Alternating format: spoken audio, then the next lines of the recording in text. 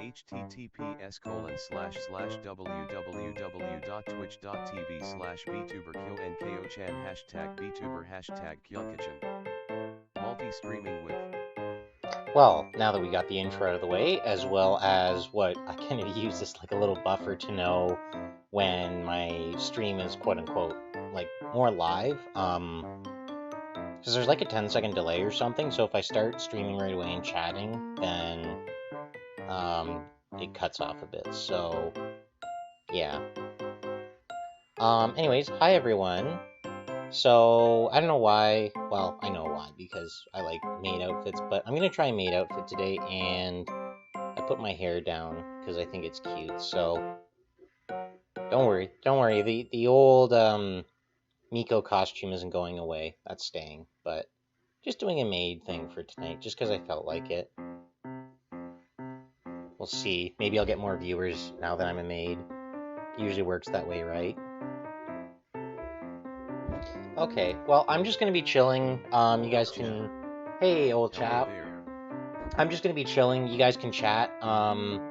Send me questions, requests, whatever. Yeah, and... Oh, one other thing. Not to, like, force it or anything, but if anybody wants to... Here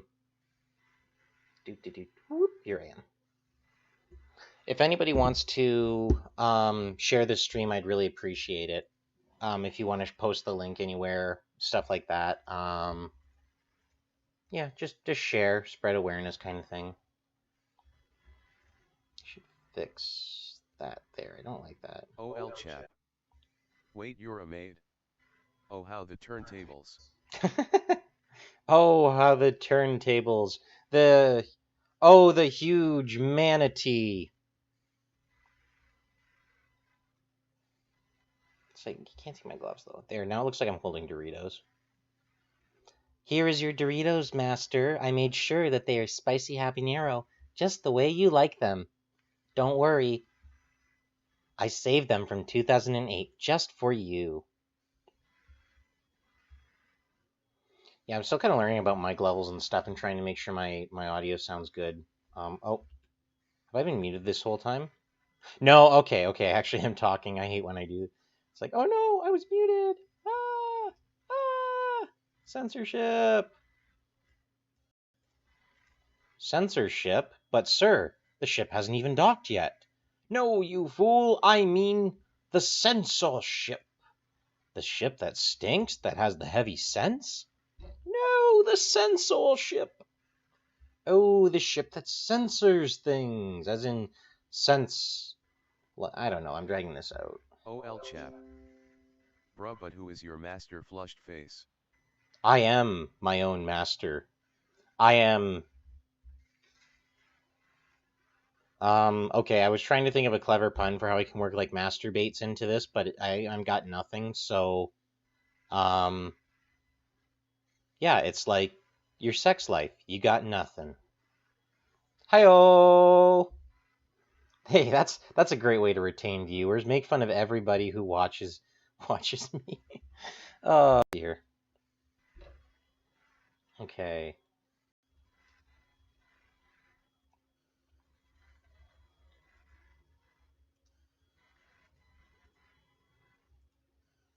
Just finish up this video I was watching here. Built to attack enemy ships. The 72-foot-long semi-submerged ram was supposed to sneak up unobserved and punch a hole in an enemy ship. The designer boasted that it could cross the English Channel and back in a day and sink 100 ships along the way. Since then, oh, I was noticing last stream too, there was like a bit of an audio click from my mic or something. So please, if you notice any audio or video or weird stuff, I really appreciate it if you mention it so my stream doesn't sound like trash later on when I go back and look at it. Maybe I should move. Oh, that's right. If I want to move, I gotta move this way. Okay, now I'm closer to my computer. But I left my Doritos over there. Okay, now I got my Doritos again. Oh, yeah, that's right. I was gonna do trap reviews. Okay, so, maybe if we get, tell you what, if we get 5 people watching, I'll do a trap review. So that's your goal, guys. If we can get 5 people watching, then those 5 people will be lucky enough to listen to me review traps. So that's our goal. Let's try and get 5 people watching, and then I'll do a trap review.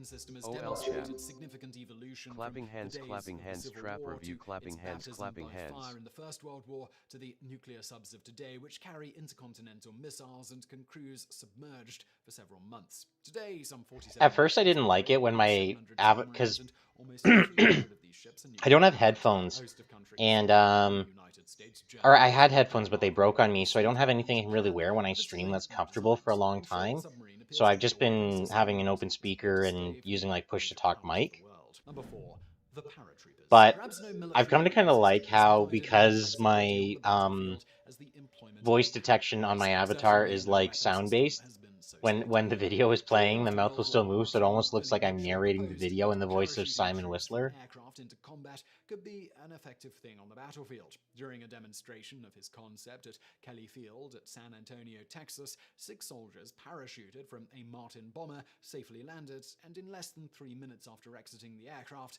had their weapons assembled and were ready for action. Although US military observers dismissed the concept, not all of the observers arrived at the same conclusion. The German observers eagerly grasped the idea, and planners worked quickly to develop an effective military parachute organization. The Germans effectively developed their airborne forces, and at the start of the Second World War, used parachute troops in their spearhead assaults in Holland and Belgium. Spurred by the successful employment of Oh yeah, airborne their use in Belgium especially was in NATO crazy. countries, US military branches began an all-out effort to develop this new form of warfare. From Operation Overlord's paratroopers who first secured the flanks of Normandy's landing beaches to the Oh, Rangers that's of another video I airborne should do. I should do forces like a steering video on the bomb history of operations and traps. jumping in the night to seize airfields. Melody only covered Paratroopers hentai, provide an but she obvious forgot counterbalance about in traps. modern military warfare. Inserted onto the Or battlefield whatever the best from term the air, is. a Like, paratrooper I'm can trying to counter find out aerial what's the best way to forces or communicate, torpedo like, soldiers. This weapon because for system me, I is like the term extensively trap used by modern because I armies think and it's can funny. I evade think enemy it's funny fortifications and that force an army to thin its some lines. guys feel like Protect they're areas trapped or they're normally tricked by a considered guy safe who's by cute those enough to who make prefer them like, oh man, warfare. I'm gonna stick my wee wee in History of that. aerial warfare And then they're is like, oh no, now I relatively can't because it young. turns out he Most has a modern wee wee. airplanes were My previous introduced as attraction is expedition invalidated platforms because in of the late equipment. 18th It's century. like, to me, it Not makes fun of widely people who are used just until the so mid-19th stupid that century. they True, have a aerial problem warfare with it. or air combat operations is only about a century old, but the history of aerial warfare is already brimming with stories of great air battles, innovative technology, and the decisive use of strategic But yeah, I don't mean to offend Aviation anybody if engines the developed word during the end trap of the Second is World War offensive. I just major use it powers of like, the world for me, it's like quickly kind of owning incorporated it. this new So technology in if their air you've forces. seen The people United use it States entered the Korean offensively, War using I'm its Second using World it War because style it doesn't deployment of an hurt me aircraft. and because By I war's find a end, the lot Air of Force was almost totally based strength in on it. jet To me, it's powered like aircraft. validating During the what Korean I War, do US when F-80s and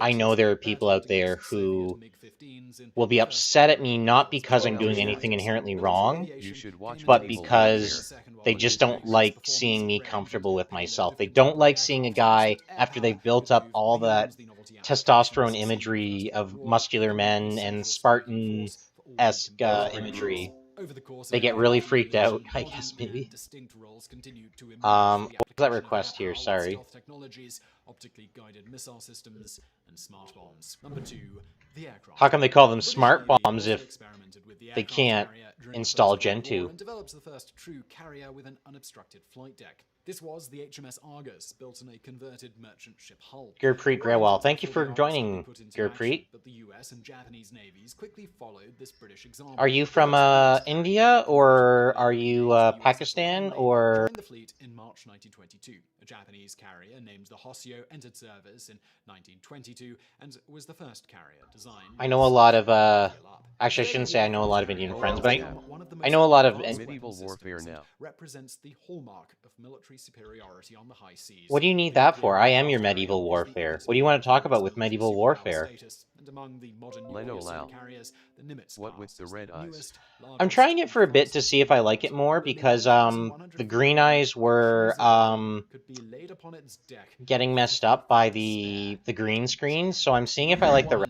The atomic bomb. I'm seeing if I like the red eyes more, but honestly, I think I might go back to green, even if it is see-through. As the atomic bomb. Only two have ever been I don't know, I used just in thought I'd warfare, try and it, they were exploded but over the it kind of Japanese just makes cities me of look like a Hiroshima and vampire Nagasaki on the wannabe, 6th or and 9th like of a August reject 1945, Uchiha. respectively. Oh my An god, even more powerful I'm nuclear like a weapon was Naruto developed. OC. It I was look the like the son of neutron bomb, which is Sasuke based on destruction and through Naruto, nuclear fusion, and it was but acquired by like the in a USA gay in maid 1952, outfit. the USSR in 1953, the UK in 1957, China in 1967, and France in 1968. In 1977, the US OL developed chap. an even more potent weapon Red eyes in cute the though. enhanced hydrogen bomb, which uses a beryl coating to vastly expand. Do you like the its red eyes radioactive better than the power. green ones? Since their inception, nuclear weapon systems have multiplied at an alarming rate, leaving everyone from policymakers to concerned citizens wondering what it will take to slow, No, I don't know why my even is like reverse the this. spread of these technologies. So I really hope you found that video interesting. If you did, please do give us a thumbs up below, and don't forget to subscribe. Also, why not check out another channel I do called Today I Found Out? If you enjoyed this video, I think you'll enjoy that channel. It's linked to below. And thank you for watching.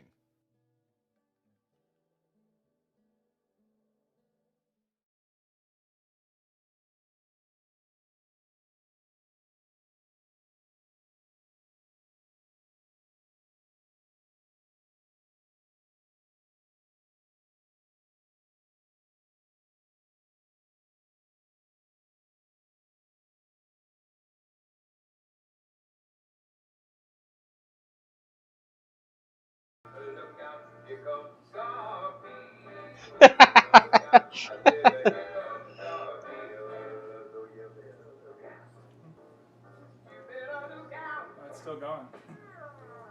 Have another ride soon. Awesome. When I was a kid, my dad worked at a place that had a printer. And it was the sort of work environment where you could get away with using the printer. You should do a live reaction to my channel. It was for small things. Now, Dad had grown up in the 1980s, and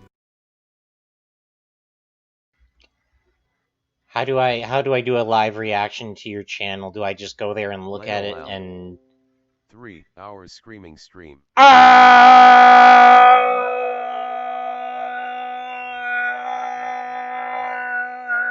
Oh right. I hate this microphone because it doesn't pick up long noises. Long noises, that sounds weird. But it doesn't pick up like if I talk for a really long time. I mean, it's a cheap, super cheap crap microphone that's probably only like slightly better than what you get in a laptop. I actually wonder sometimes if I shouldn't just use my phone as a microphone, if the microphone in there might not be better, but yeah, it works. It's just very low quality because the well, you get what you pay for, and it's a $20 microphone from Amazon, not a nice, you know, what's a good price for a microphone? $60, $80? I guess it depends on how deep you want to go into it, but yeah, it bums me out sometimes, the sound of this, and I wish it could be better, but it is what I have, so. But I don't know, lately it's been kind of bugging me, I guess. It feels like I can't do a good quality thing for people if I don't have good quality equipment, and I don't know, it feels like I'm wasting people's time if I'm not going to devote myself to being the best I can be at making videos, so I'm just overthinking stuff. Probably, I don't know. I mean, this is a chat thing, so I'm just going off on things on my mind, and maybe you guys will answer, and maybe you won't. This became sad. OL chap. Well, my phone makes my voice sound like a 5-year-old. Most phones do that, I guess. No, I didn't mean for it to be sad, just kind of like, oh, that's where I'm at right now, and if I haven't been streaming much lately, it's like... Naruto or Sasuke? Neither. They both suck. I like Jiraiya, the frog sage, who publishes perverted books. And because, like most good anime series, they kill off the best character. My voice is almost never recorded by microphones. I don't know why. Do you have the cute voice filter turned on? Because that's probably why it's not picking up anything. OL chap. Remember, no Russian. Rozpistani yapapuli kruci, vasuli vapitata, viaggi notavice katusha, ya brisovice I riafigia, like Italian. viaggi notavice katusha, ya brisovice. Leno Lao. That's not actually Russian. I mean, like people talk to the same mic in the same room, but my voice is just not there. Leno Lao. Invade Korea. Why? Why would I invade Korea? They're being like absolute chads right now. Like not. Ah, no, this is Twitter. It's not political if I talk about what's going on Twitter. So like every time there's been a hashtag that's been trying to be like a counterpoint to the whole Black Lives Matters thing right now, K-pop stans have been jumping on it and just flooding it with pictures of their own K-pop stuff and just laughing at racist. And I can't get enough of it because it's these guys from South Korea. Like, they don't have a lot of black people in South Korea. It might come as a surprise to some people, but a place over in Asia, smack dab in the middle of China, Japan, and North Korea to the north of it, doesn't exactly have an influx or an immediate neighbor next door to them or a history of importing African people to work for them. So it's like it's kind of weird. I've been told it's weird in Korea when you see a black person because it's so homogenized that it's like kind of a surreal sight of like someone. It's like out of place, kind of, but not out of place in a bad way. Just like you're so used to, it's like seeing a McDonald's next to a traditional Japanese Shinto shrine. Your brain just kind of goes, huh? These things are very very far apart from each other. But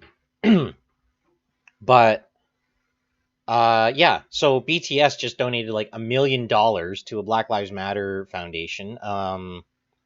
What else is going on?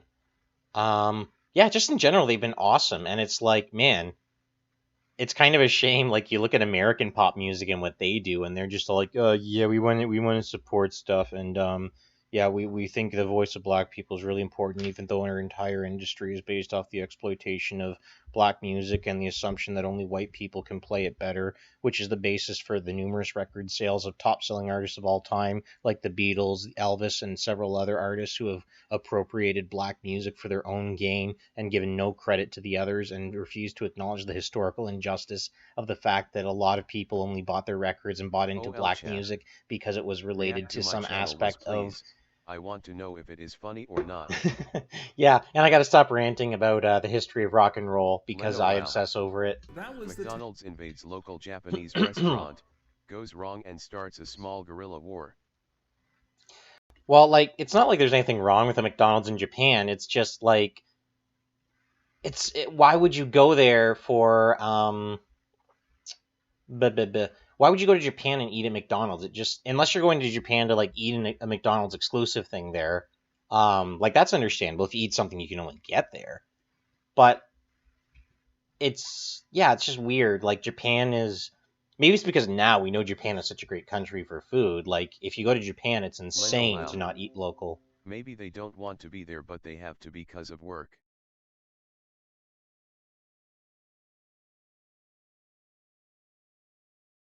Oh, maybe. So, old chap.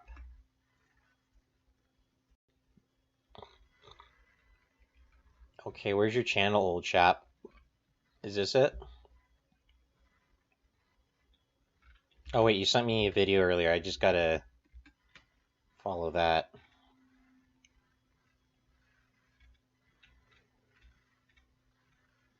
Boo, boo, boo.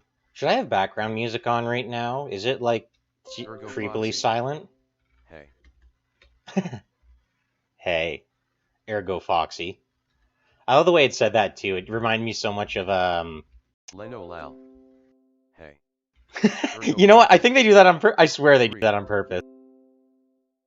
It sounds like a mix of, Into the Spider-Verse, where, like, Miles Morales goes, hey, to, Gwen Stacy, and a mixture of, hey. I don't know why it reminds me of Megamind and Metro Man. It's like, Foxy. Hey, Metro City. LOL.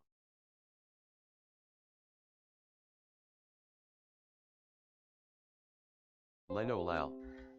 LOL. Was 100 years ago that the came not knocking no. Sing on the bow, the bow,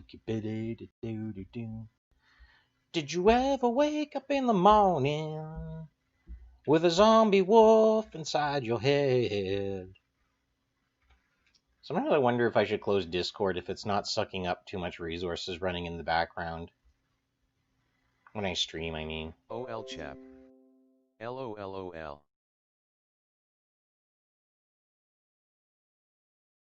Oh, I can't find your video now.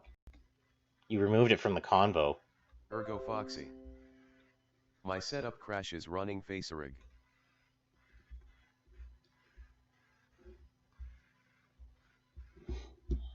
Just don't crash then.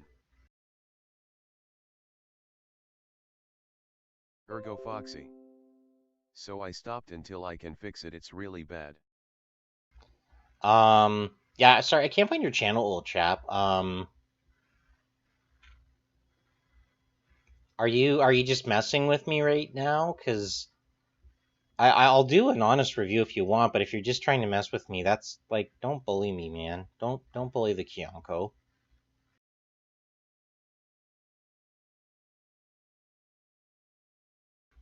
You have no idea what I've been through today. I have so many problems. It's hard to keep going sometimes. Leno Lal. Local viewers bully stream as a joke. Awakes decapitated. OL chap. I think my video is in femboy hooters. I'm not trying bro mess with you.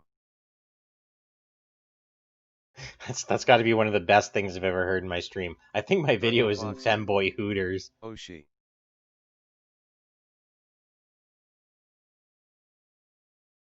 Ergo Foxy. Minmod is the best. Leno Lal. Oh, here we go. Here we go. A lot of videos about femboy hooters though. I guess it's trending now. Old chap.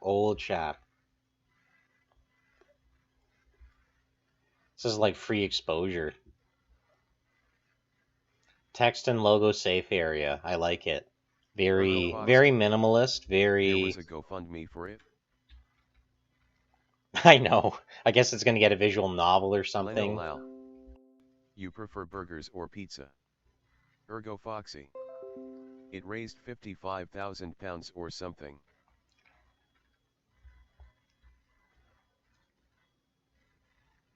What in God's name are you doing? Back off, you crazy bitch! Please give me huggy wuggies. Ooh, boo. What the fuck are you saying? Leno Lal. On you. Go back to your boat junkie. It was $50K. Valor, X3. What's this? A wall? Notices your bulge. Let's have a little look-see here. I wish I stayed home and played the new Call of Duty. This is so not cash money!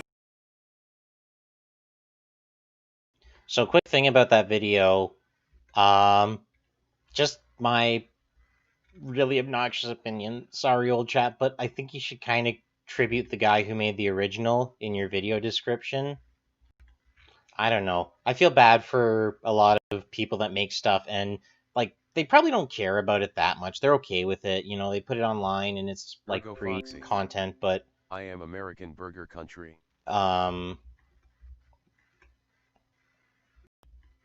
American Burger.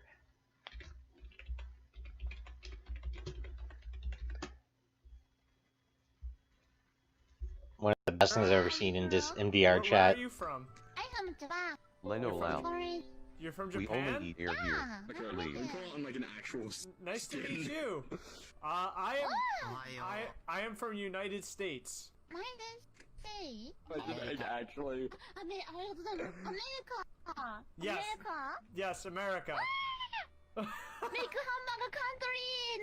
Ergo Foxy. My favorite. So where in Japan are you from? Yeah, Tokyo. You're in Tokyo?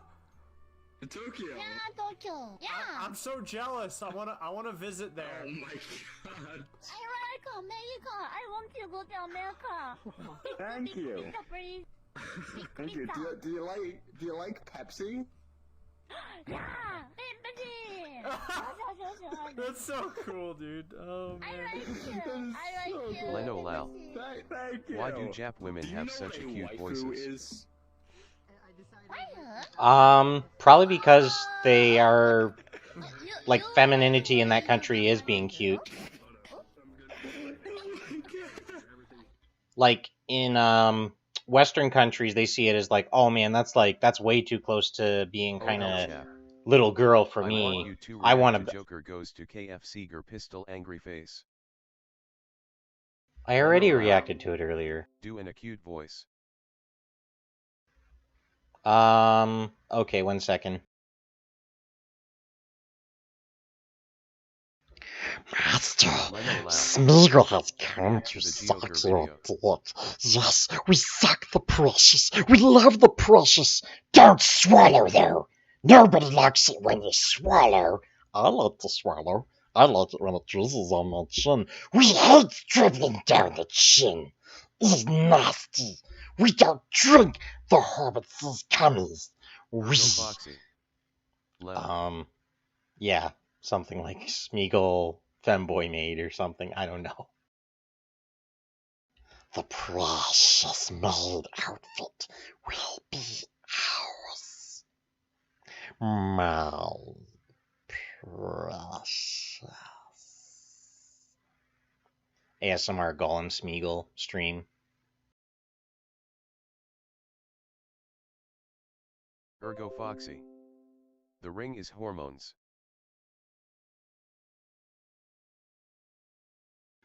Real talk though, like, Lao. React to the Joker video. I can't see Samwise and Frodo as being like gay in any capacity. I've tried, React and to Joker goes to KFC they're on screen pistol angry face. I don't want to review it. It's a stupid video. You like smack your lips for 30 seconds and then what comes on? No, react to the Joker. No, I don't wanna. You can't make me. You're not the boss of me, Mom. This is my stream and I'm gonna do what I want. So, you know what? I'm gonna smoke.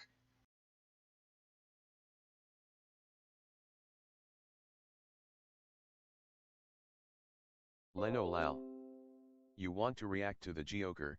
Do it. No, I'm gonna get a cigarette and I'm gonna have a smoke. Let me see here. What kind of cigarette do I want? I wonder if this will get me in trouble, because it's like, I'm joking, but people might be like, dude, this streamer's trying to tell kids to smoke cigarettes. I'm like, okay, first of all, don't ever smoke cigarettes. If you're gonna smoke anything, smoke a cigar. Have something you're gonna enjoy, and this helps you develop that mellow, rich trap voice. So. Gurprit Gruel. So bad. I want a cigar now. I'm probably like you. What is allowed on here anyway? I labeled my channel mature. No one really knows. Like, maturity can be really subject to a lot of interpretation. The general rules follow, like, don't show violence, don't show anything explicit, don't show anything that would basically land you in legal trouble. So anything, you can be saucy, like you can be sexy, you can be edgy, you can be sarcastic and ironic and make all kinds of ridiculous statements and stuff if it's joking. Like if I say, you know, the one thing I will say for Hitler, he kept the trains running on time. Or some stupid shit like that. I'm pretty sure I stole that from. Do anything, but you'll get demonetized. I'm pretty sure I stole that from Norm Macdonald or something. He has a lot of jokes like that are just these like, oh, how to describe it? It's like jokes you can't help but laugh at because they're so bad, but in a way that's like really well constructed. Listen to Epic Beats, aka Joe Jonical, one of my videos. Leno Lao. Everything except sauce sage inside donut hole, of course. Ergo Foxy.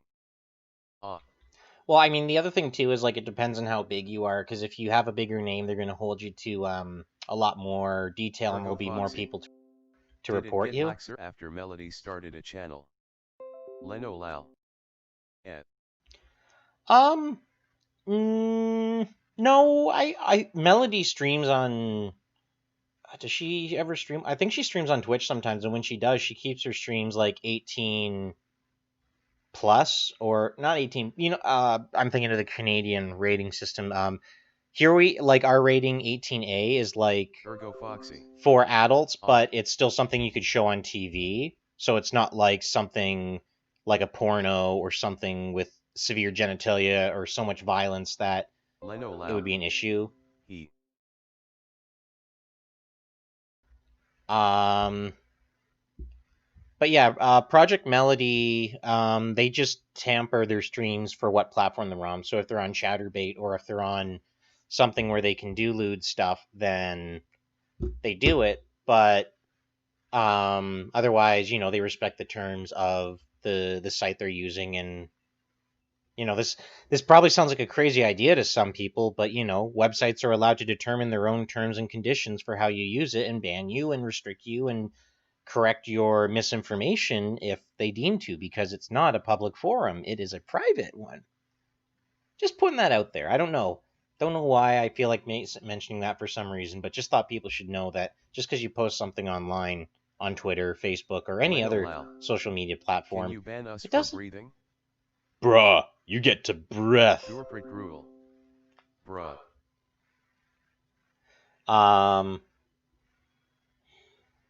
I mean, I could fine you for breathing if it's like really heavy sexual breathing, like if we had like a live chat or something, you're like,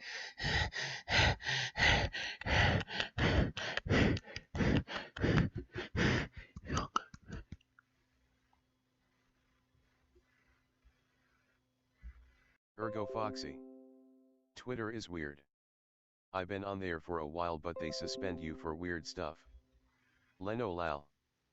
The way I actually did that noise is I breathed and then I slapped my cheek to make like a kind of noise, and it works really well. I could be a Foley artist. Here's a horse.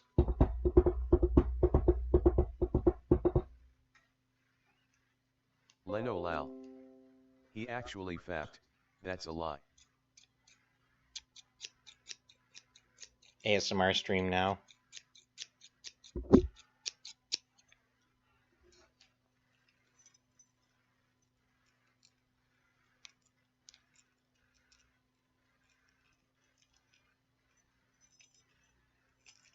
Ergo Foxy. Drink really close to the mic.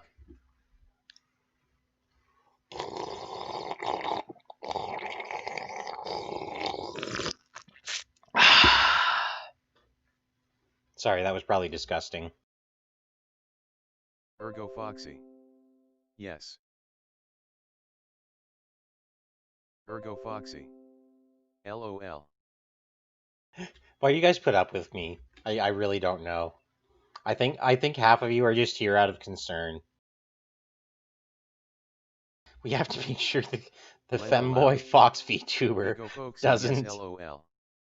We have to make sure he doesn't go off the deep end. Ergo Foxy. You are such a cute anime girl. OL chap. I'm not an anime girl. I'm an anime grill. My pronouns are barbecue and grill master. It will turn everyone in the tri-state area until white people and then me into a black person. Ha ha ha ha ha ha ha ha. OL chap. Then I will be the only one with the N-word pass. Wait, what? Ergo Foxy. I just want a grill. Leno Lao. www. Is your waifu? Guruprit Gruel.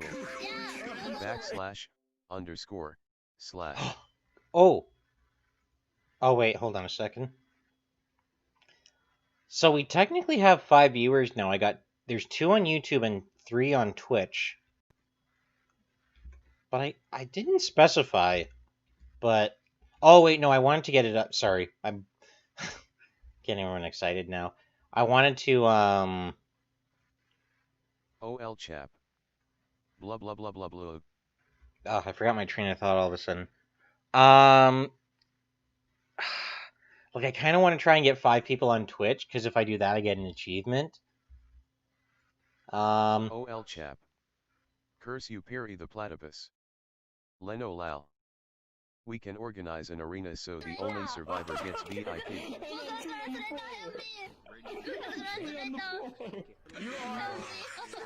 You are the best girl I've ever met in VR chat. Yes. You're the best girl in VR chat equals you. What do you want to do in America? My hobby is take a picture. Picture?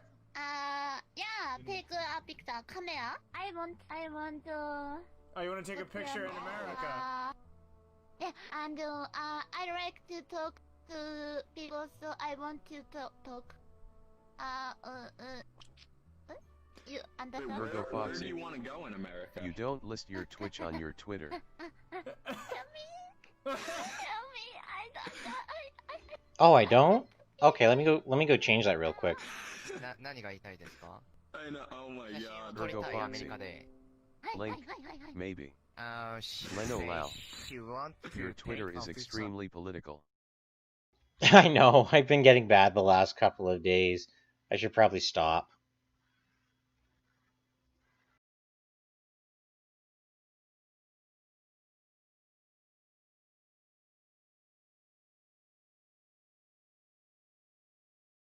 I can't help it. Like, I try and go on there and just look at normal stuff, and then these things pop up in, like, what do you call it? Like, the now trending things, and some of them are just so weird that I have to see, like, okay, what? Like, there was a hashtag today, destroy and attack God, and it was based on this ridiculous Fox News TV report, where this guy claims that one of the grand plans of this organization is to but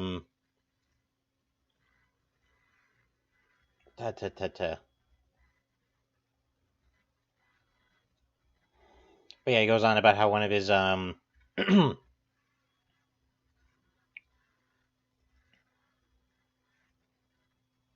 Lal. Aren't you Fox News since you're a Fox girl? No, I'm Fox OL Nudes. Chap. Fox Oh, hey, honey, Nudes, hi, chat. What am I doing? Nudes.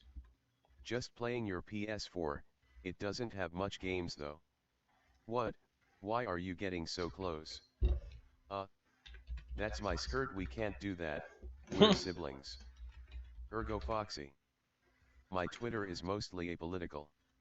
If you get political you never accumulate followers, BC you're always turning someone off. OL chap. What's that you feel? Well, it's my penis Wenus, my Benny's Wenus. Yeah, like, I kind of know, Ergo Foxy. LOLOLOL. I'm gonna have to mute you, old chap, because you are a Leno very Lal. naughty little boy. It's called Penis Rick. Leno Lal. Funniest thing ever.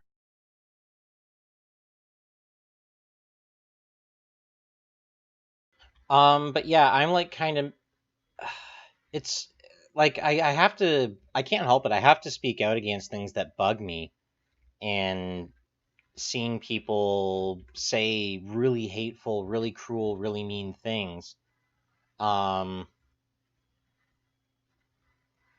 it's like, yeah, I know VTubers are supposed to like be apolitical, I guess, but it just, I don't know. I can't like Ergo Foxy. create an alt account or something for that. It is like you have to draw the line. And like, I don't know, I have a problem with a lot of people who go, you know, we shouldn't talk about politics. Oh, don't get political. Don't talk about things and stuff like that. And I feel like that's such a boomer mentality or something. Like, I'm saying boomer jokingly. I don't actually believe in the whole boomer thing or that things like that. I But think it's fine being political in the end, cause only PPL with your same values and views will join you. Ergo Foxy. I have a separate account for political stuff. well, Restream.io. I think the problem is a lot of people are You've received 100 afraid. messages today with Restream chat. Leno Lal. Raw views in the end only matter for a sociopath. Like, I think the problem is we've kind of created this platform of inability to discuss complex political topics because we're so afraid of, I don't know, because on one hand, you know, not everybody takes to politics the same. Like, I try and be very, very reasonable, and I get mad, I get upset, I call out people, I'll call people Nazis, but barely a platform. It's only because, like, I understand World War II, and I've only watched videos about it. I haven't lived through World War II, but, you know, sadly, more and more of the people who actually have lived through World War II are dying. Have to call out hate. So, what did it say? Yeah, that's what I mean. And it's like, there's so much now of people that use, it's a lot more subtle now, too. It's not as in your face as it used to be, where people, so it's fine. Where people like will walk up to you on the street and yell things at your face. Like, people don't do that as much anymore because everyone has cameras, so you'll get caught in a second and fined. And only really, really, really stupid people who, you know, would probably end up in jail or arrested for something else. Which actually, I should say that has more to do with stupid law enforcement to begin with, but that's a whole nother thing. But yeah, it feels like we can't discuss difficult topics in a way that's respectable to everyone anymore. It's like people approach these platforms anymore and they've already determined they're going to either be exclusively this or exclusively that. They're not interested in an open dialogue or trying to meet people who are moderate from the other side.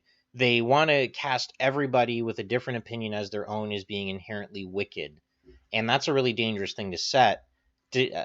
But to some extent you have to, because at the same time, we can't give a platform to things like white supremacy. We can't give a platform to things like violent, radical, communist upheaval, saying it's okay to, you know, just kill people for having money or just kill people for having a color of skin or whatever. You know, you can't, there is never a time where it's okay to justify, quote unquote, just killing someone.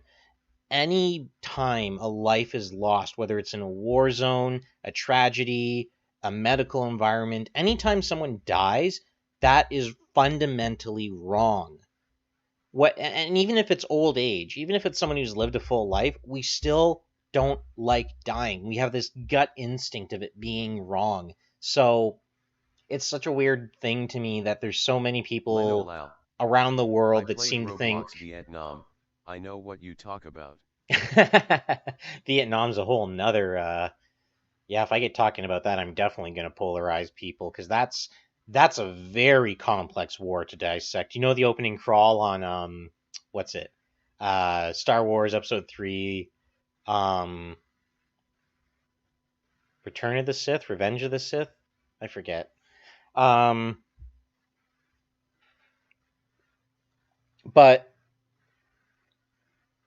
oh, what was I going to say?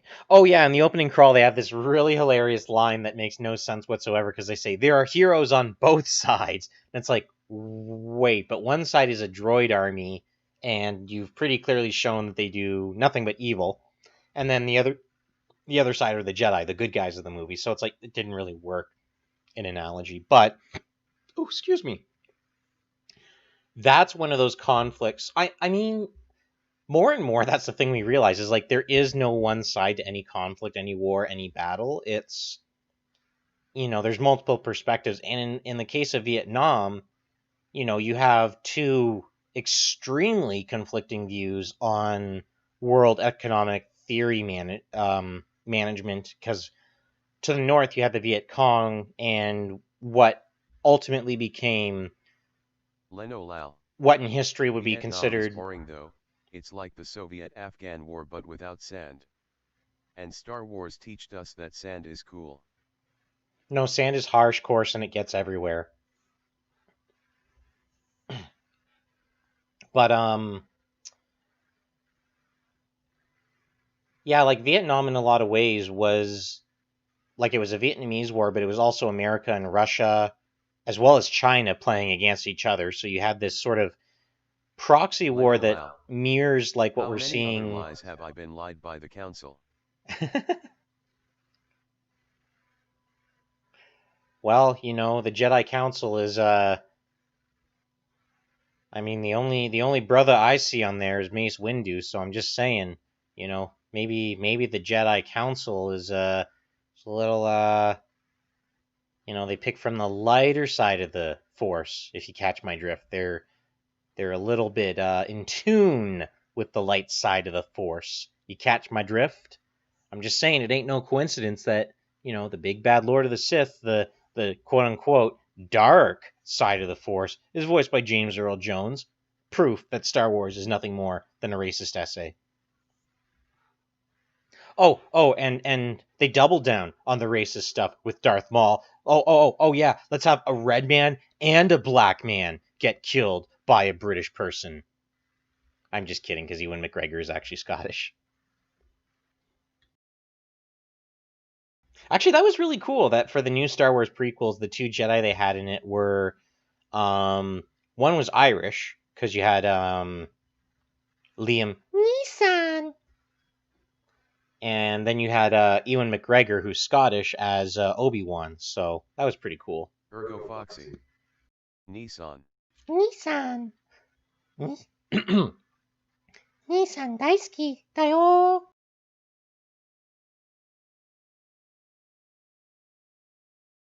Leno Lal. Ergo Foxy Nissan.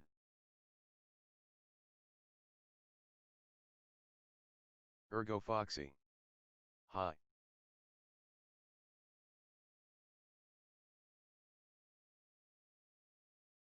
Leno Lal. Hey.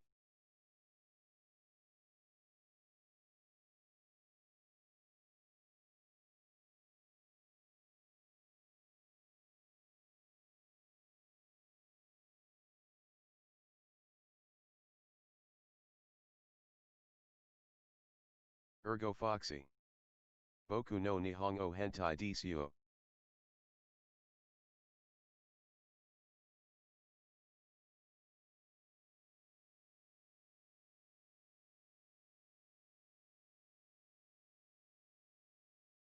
Leno Lal. Shut up, this is a religious stream.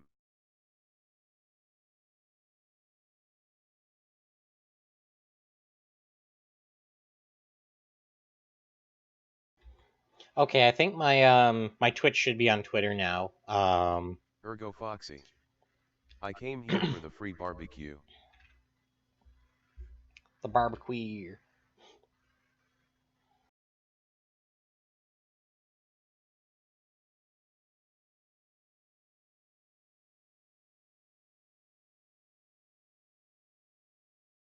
Doors open this Friday, so come on down to the barbecuer. Oh, shit!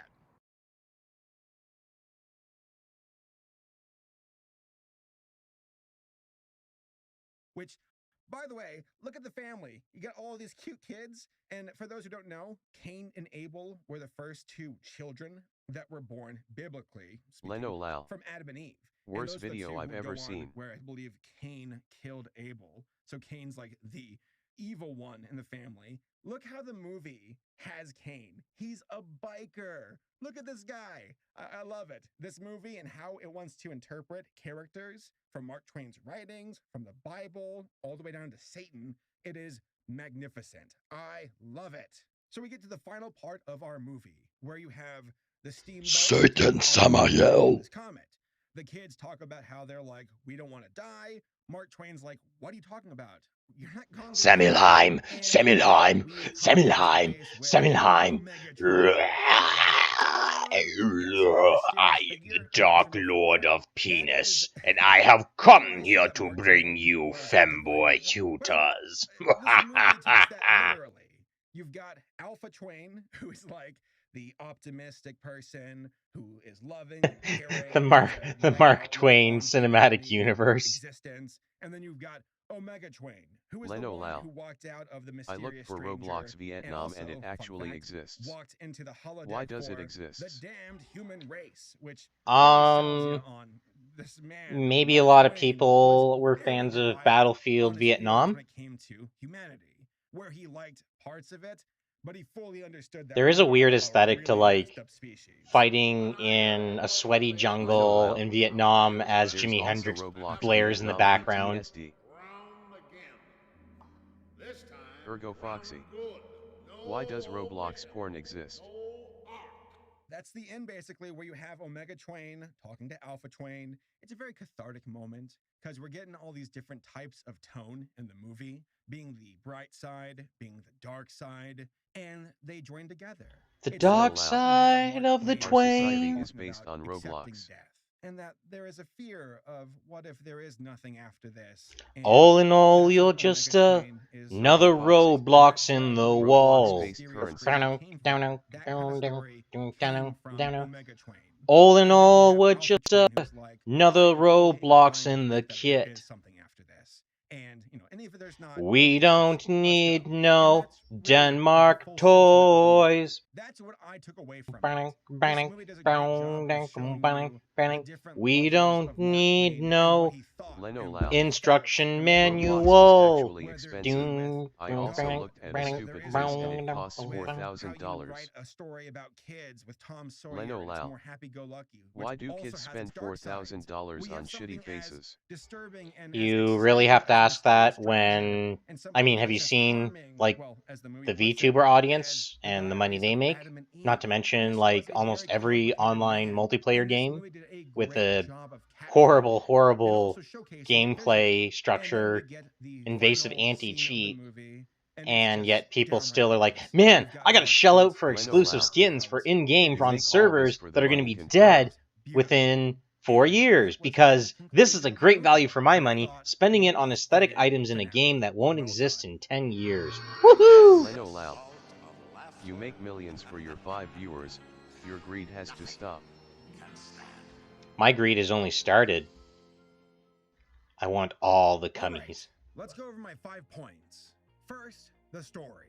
It is I think I can say wonderful cummies on that I was able to Twitch. discover more Pretty Ergo sure I Foxy. can. about the writings of Mark Twain. That's a lot of because jars this of film. mayonnaise and Going Ona into holes. it, I had no idea about the Adam and Eve diary. I did not know about the mysterious stranger outside of the What clip. is the I did appeal not of know an anything Ona about hole or the like jumping anything bullfrog. like that? I don't There were understand so why many you'd things use that. about Mark Twain Like, that because I don't you have to had throw it out no after you use it a idea couple of about. times? And to see it in a film and to actually be inspired to look more into it, that's a testament to the film. Ergo Foxy. Again, I No read reusable. part of a book for this video.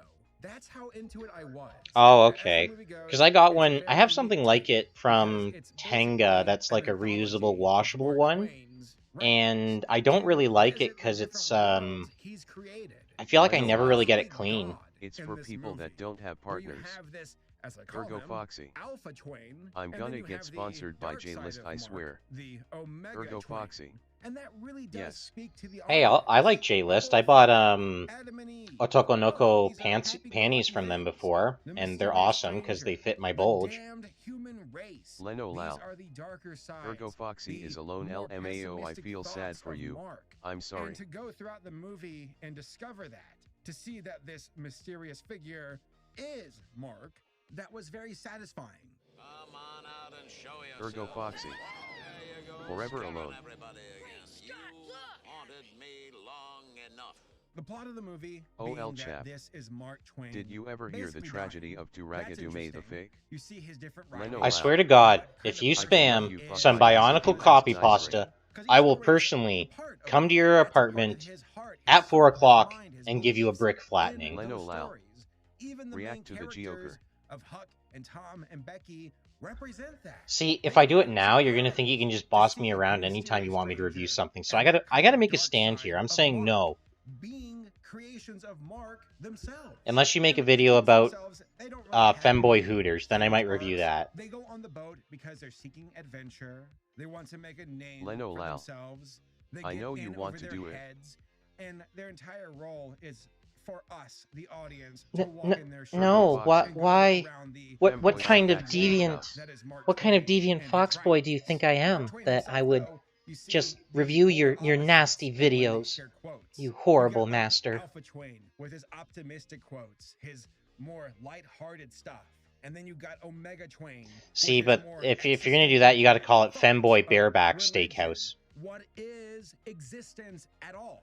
So I catch both of those in the movie, OL chap. and I love it. And it I'll all get started with a coalesces Fanboy at the Hooters end video then. with Alpha Twain. But if you get Ergo started, Foxy. you won't be watching my Fusing video. into Super Saiyan Twin. Leno Lal. This is hell. Next, Yes. voice acting.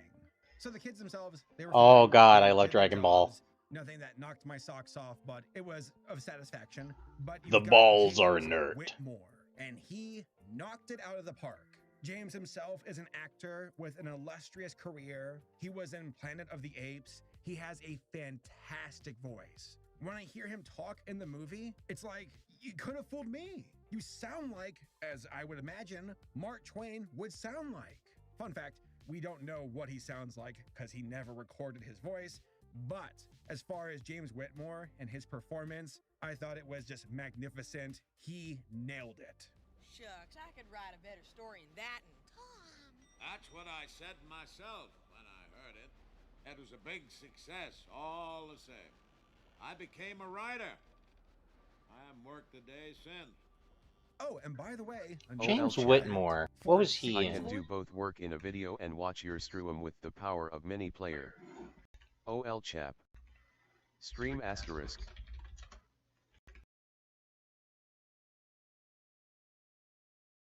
You mean like Asterix the Gaul? Oh, I see. Damn, I was excited for a second there. OL chap dies from exhaustion on stream.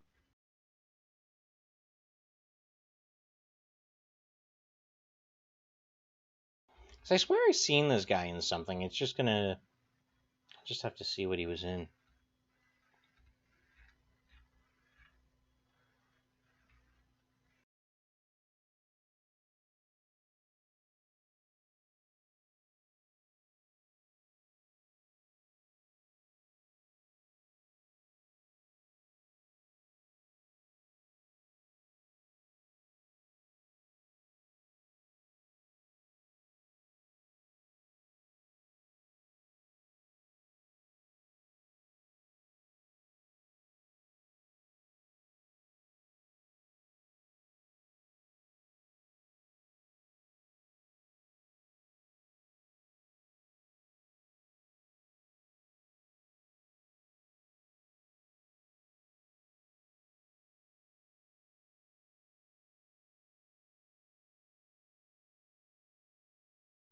You have a guy's voice, which I believe is Will Vinton, and also a girl's voice recording the same lines and combined. And that was the voice of Satan. Will said that he wanted the voice to sound more androgynous. Now, in the book, again, it's different, but for the movie, as far as how Will and his team wanted to interpret this scene, fantastic. And I love that this sequence is once more in a kids movie that was Leno Lal. rated G. I'm not Even Leno the Lal, folks who but I rated think were we like, should react to the Geoker. should this That's be a good rated video. G? I think it should be PG. All right, we gotta... And the distributors were The like, audience "Shut up, spoken. Just go, release it. Who cares? How do you learn to do that?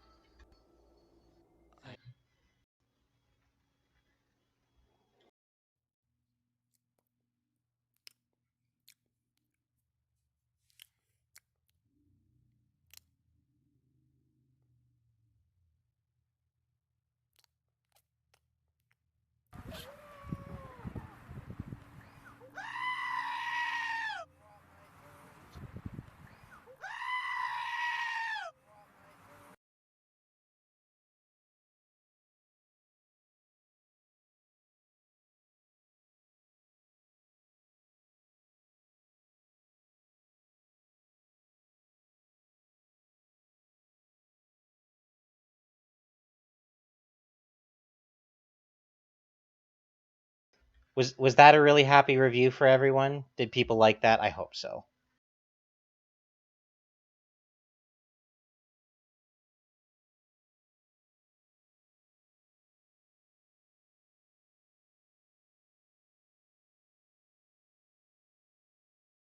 Ergo Foxy.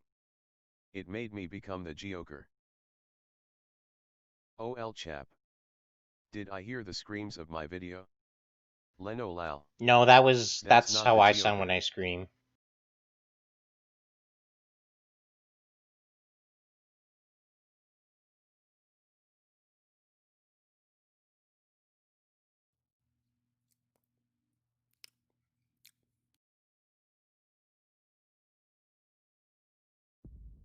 I hope this is what you mean. George, look at me. Okay, forget about the zipper. Leno Lao. We gaming. I just... Oh, this better not get me copyright stricken or have this video blocked. I will murder you if it does. As a short, stocky, slow-witted, bald man. Ergo It's Foxy. just so frustrating. It's Are we jiggling? Ergo Foxy. Commence the jiggling. You know, we're living in a society.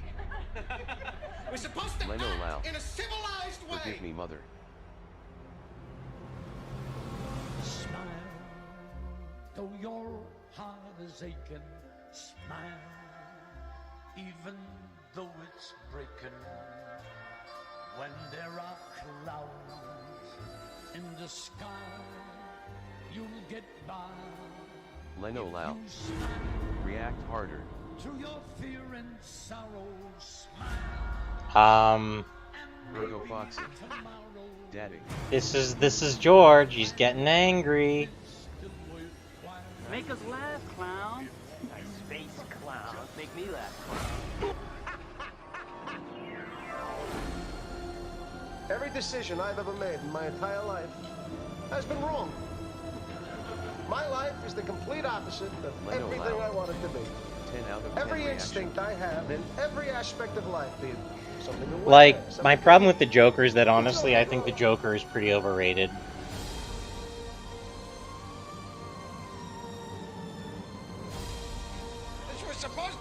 I think a lot of people really like him because they love how Mark Hamill played him, and like that is an amazing job he did.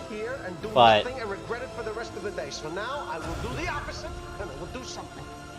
it's like, what other performances besides him have been like really amazing? Would you please welcome?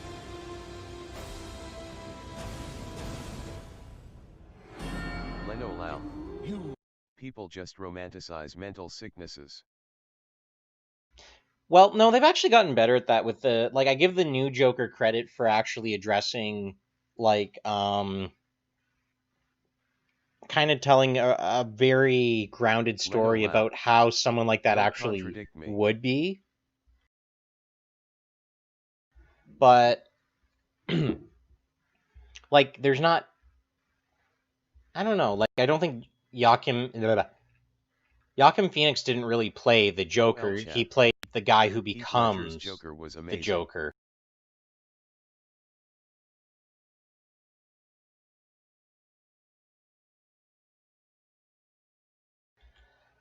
Here's my hot take on Heath Ledger Joker.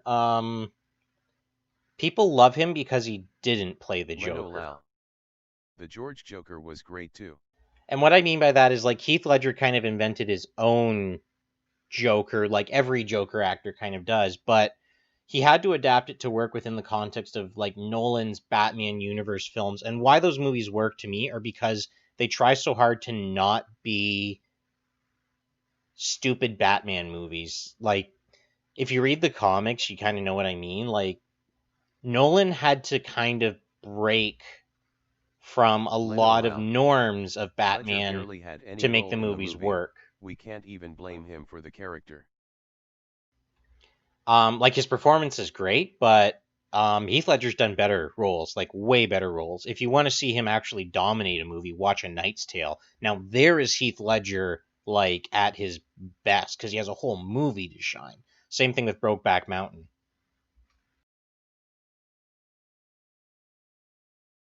But, I mean, yeah, his Joker was good, but it's like, I just want to turn the dial down on it slightly from people who are a little obviously, like, in that camp of, like, man, Joker's inspirational to me, just like Rorschach from Watchmen. I just want to be a sociopath and, you know, use my own justice because society is sick and messed up. And it's like, no, we've broken down that argument several times before, and you're just Leno Lao. you're using a Do you live in a society? you're using a cartoon character to justify your own misunderstanding of anarchy, basically.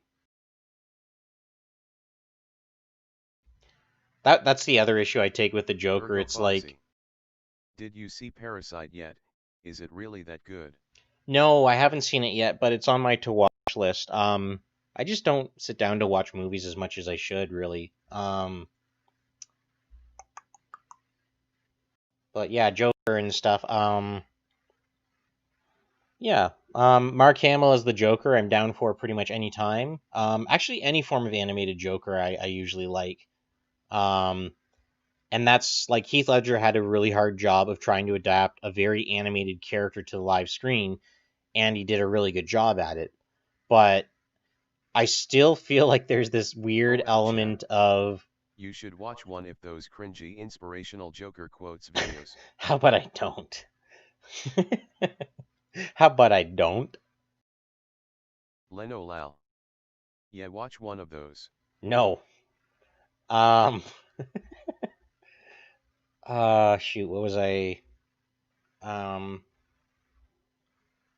Leno Lal.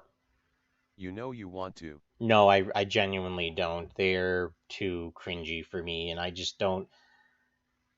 It's like you get to a point where cringe stuff just doesn't do it for you, maybe, or it's like... I don't know. I want to watch something that's a little more enriching, I guess. I say as I go on to talk about femboy hooters.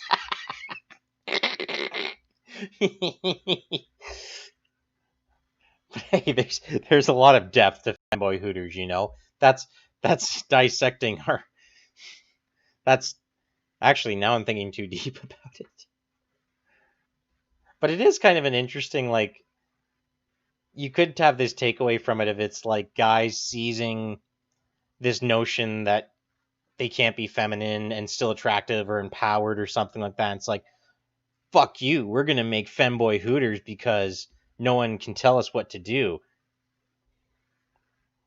So it's like, in terms of like an act of rebellion, there's like kind of something wonderful about it. But it is like just a joke meme so far.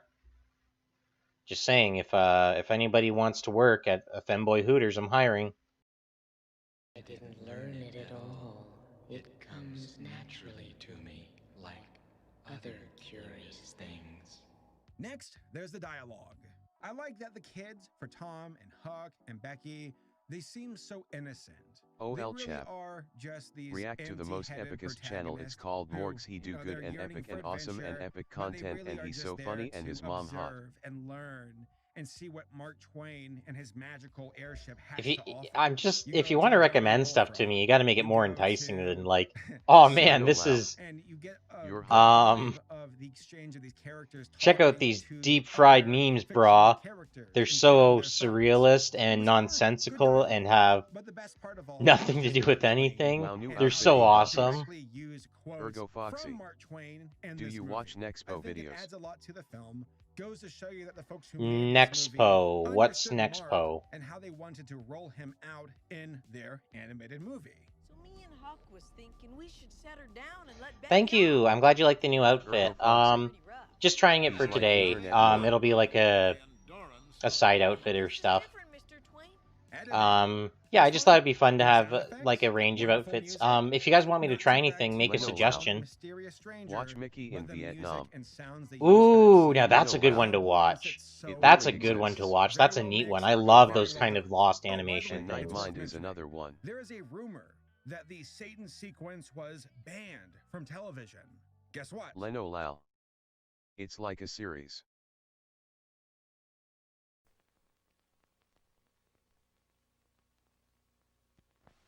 OL chap.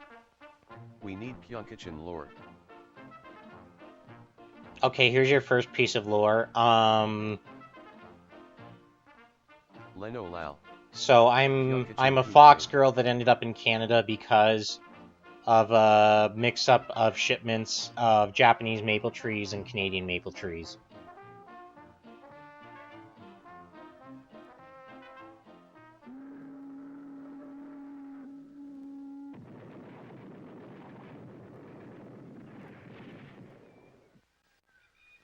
Leno Lal. This is not Mickey Vietnam, it was the first video. Leno Lal. This is boring. Except this is a lost cartoon. that guys at Disney actually made for soldiers in Vietnam.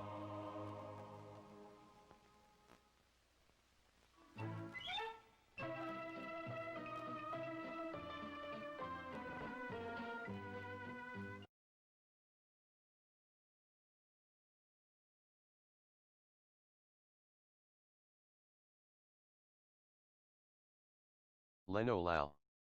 Oh, you're talking about the... Disney.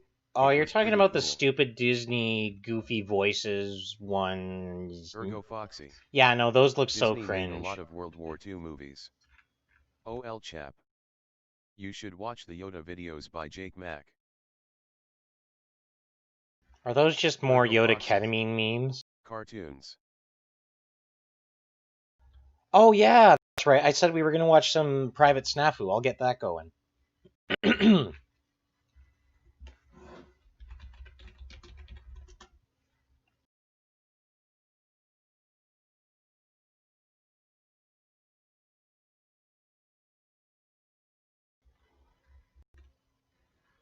This is a video. Jesus. What do I have in my throat? Holy crap. Hold, sorry. Leno Lao. Disney Rookie Review is an old animation made by Disney during WW2 about the Army. It's pretty good and funny. Oh yeah, I've seen that one. 1 sec.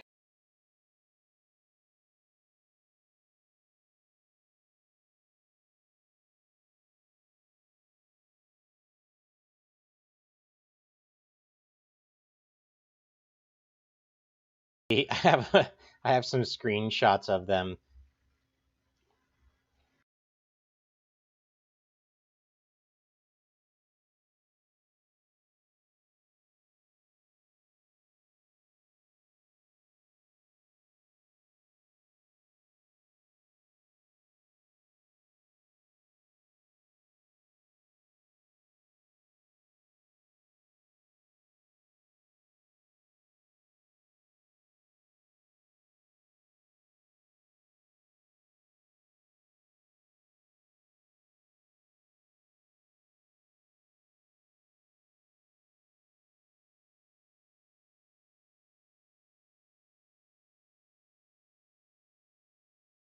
Oh yeah, they get into that dank hash.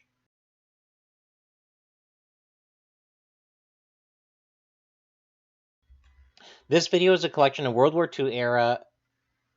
World War II area? Is that a typo? This video is a collection of the World War II area Private Snafu, Situation Normal, All Fouled Up cartoons made by U.S. Army Signal Corps to educate and boost the morale of the troops. Originally created by Theodore Geisel, Dr. Seuss, and Phil Eastman, most of the 26 cartoons were produced by Warner Brothers Animation Studios, employing their animators, voice actors, primarily Mel Blanc, and Carl Starling's music. If you listen to this, you can really hear how Private Snafu, since he's supposed to be a New York soldier, has basically the Bugs Bunny Brooklyn accent.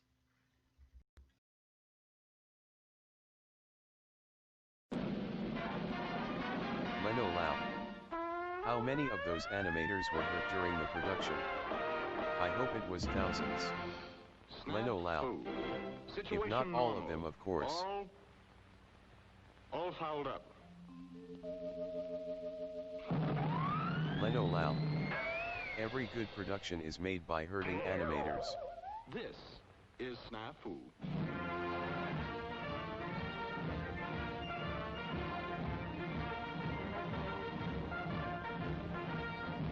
Snafu's a soldier. He's a patriotic, conscientious guy. Thinks the Army's swell. The Army's swell. You'll find Snafu in all branches of the service, such as the infantry. So this is going to be your training to be part of the Kyonkochan army. Pay attention, my good soldiers.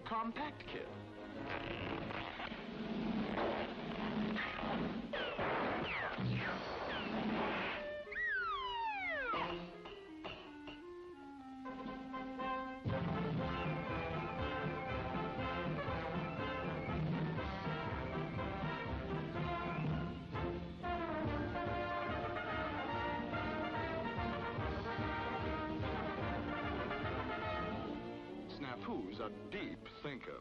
There's a burlesque theater where the boys like to go. Ergo Foxy. Era troops. Leno Lau.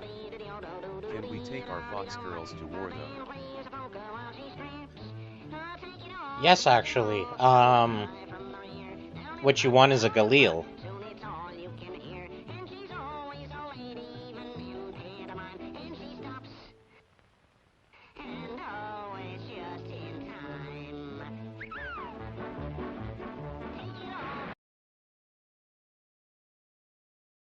Shoot, what was I just about to look up? Alright.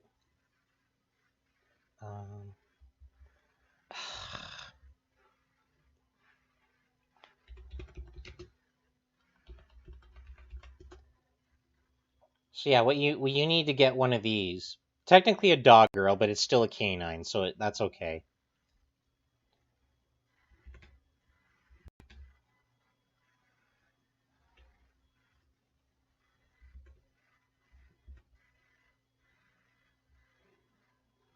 But yes, these are things you need. I hope you guys are happy to be exposed to Galil.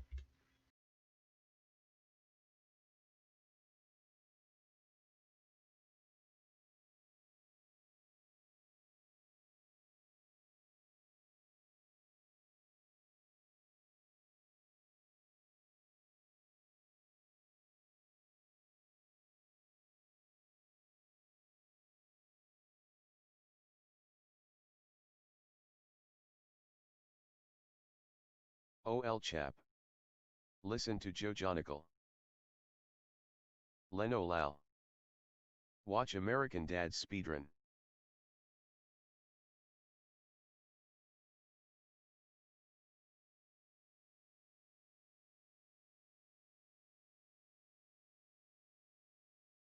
ちょっとお願いがあって。いちはち遊ぼう。ちょっと待ってて、カリルちゃん。アグちゃんとお話があるから。わかった。ごめんなさい。対抗戦以来懐かれちゃって。いいの。それで実は。ダメダメよ、カリルちゃん。栓抜き使いなさい。マガジンリップが歪んだらジャムりますよ。優しいな、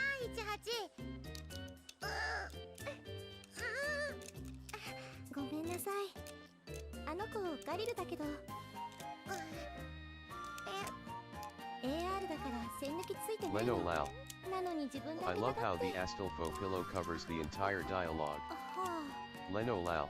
Oops. Even the screen. それでなんだけどね。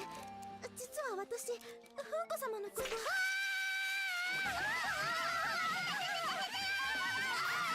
と。Leno Lau. Even the fox girl tears. It's not like there was really much dialogue anyways, it was just literally her opening a pop bottle.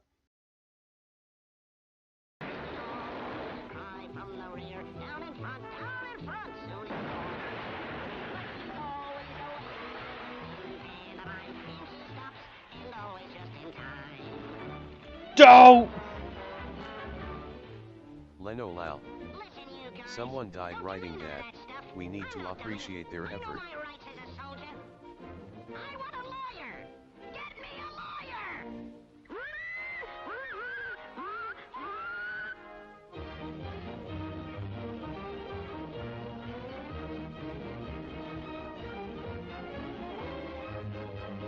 OL chat. Listen to Joe Jonical pistol angry face. This is Snafu.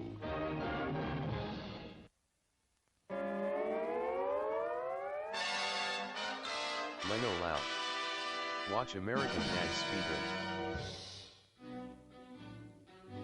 I joined this here army to join in the fun, a jabbing the jap and hunting the hun. And look at the job that they hand out to me, KP. KP.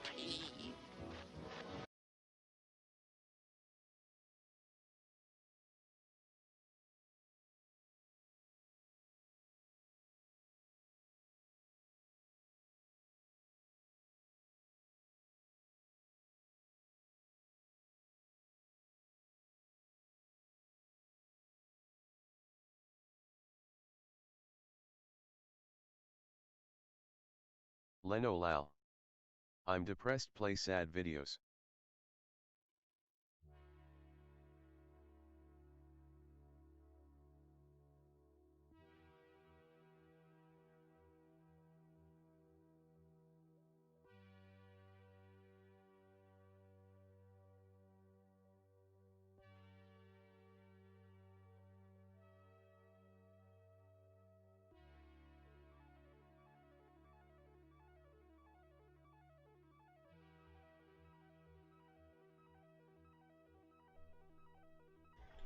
So this video is really stupid, but you guys wanted to watch it, so... More volume.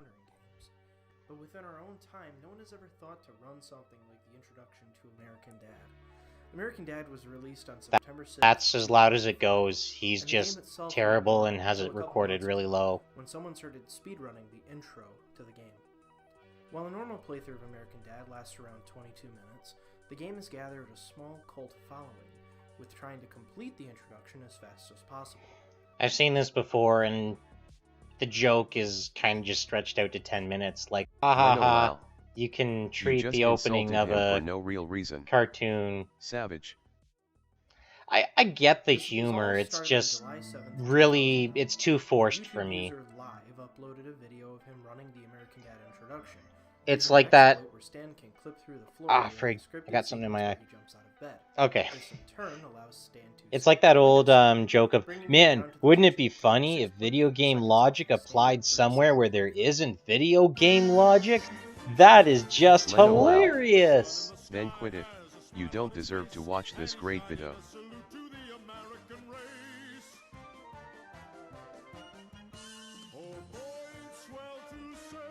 I don't know, it like reminds me of that Minecraft joke book where it's just like jokes that make no sense, but it's funny because haha, Minecraft.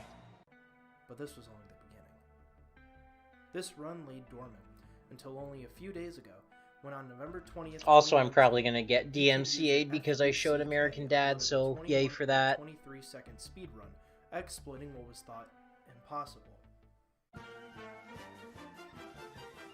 The sun in the sky has a smile on his face, and he's shining a salute to the American race.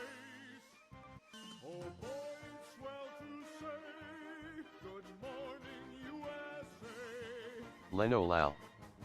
This is the best part. OL chap. The only issue when we watch Actually, The Mask of Light. I want us to do like a watch night for that, so we gotta get some people together. As well as the fact that the newspaper is blank, many accused FUCK of... But yeah, in the future, if you try and make recommendations, try and make them things that won't involve any kind of copyright claims. We're 5 people right now. Leno Lal. Some still don't That's as high as it goes. But I implore you to draw your own conclusions. FUCK's story is, however, not over yet, but attention shifted to another speedrunner who somehow managed to steal the world record. YouTube user Elated Turtle showcased... Yeah, I don't know why he didn't re-upload it with some higher volume or something. Demolishing the 23.20... I guess it's a common early video mistake, maybe. Good morning, USA. I got a feeling that it's gonna be a wonderful day. The sun in the sky has a smile on his face, and he's shining a salute to the American race. Oh yeah, did I just say if we make video suggestions, try to avoid copyright stuff? However, Elated Turtle brought a new move to the speedrun. By Leno positioning Lal. Stan on the same Can we speedrun this game? PLS mother. No, I don't approve of you guys playing American Dad. It glorifies police violence. As astounding as this is, not many... You can play Canadian Dad. That's a nice safe game where you go buy maple syrup at the grocery store for your bionicle children. A new glitch.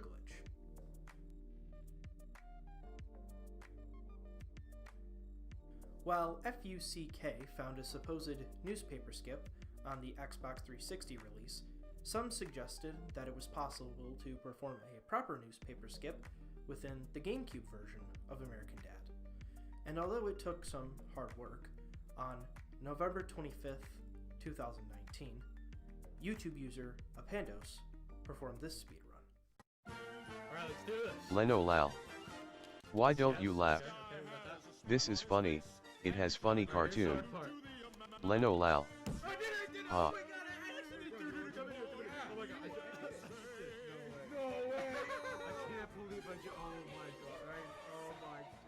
There it was, a proper newspaper skip in the GameCube version of American Dad's intro, crushing Elated Turtles 20.89 seconds with an astounding 19.08 seconds. People started using the newspaper skip OL in their own chap. speedruns. Wait, the But another Kyonkochan glitch lore was just got discovered weird. within the We GameCube used to version. refer to each other as wife and husband, but now it's mother and son.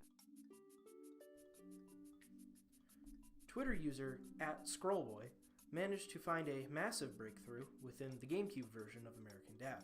By managing to finagle the controller detection, he could skip the cars segment, which was originally thought impossible by high-level players in the game. Scrollboy was just a rookie, but his skills were shown to be no match. Take a look. Hey guys, Leno here, Lal. and I just wanted to let you guys He's know our that I made a wife, breakthrough in the but he American cooked Dad us. speedrunning community. It's a new trick, but just so you all know. Sorry, I just had to step away for a sec to make a coffee. Using the controller detection system. So I hope you guys enjoy, and I'm going to be dubbing this controller skip.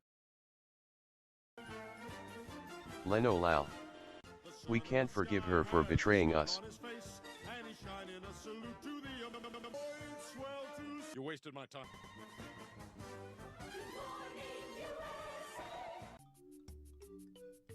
Scrollboy managed to demolish the world record, achieving a 15.02 seconds, instead of the 19.08 seconds made by Elated Turtle. With this discovery, Scrollboy single-handedly... Do we have to watch all of this, or can I watch something else? ...within the American Dad speedrunning leaderboards. But what about the other versions of American Dad? There's 4 different categories within the American Dad speedrunning community. Any percent, which is ran on the Xbox Leno Lal. 360 version, Make or a funny GameCube comment versions and then of leave. car cutscene controller skip. Oh, GameCube pee pee percent, poo which poo, is only stinky bum, car cutscene ha ha controller skip. ha, 2%, which is used with the generic updated 90s remark about Roger being car gay cutscene. being And hilariously Leno Lal. which is a insulting. sort of Post a New Game comment Plus in the version video. of American Dad.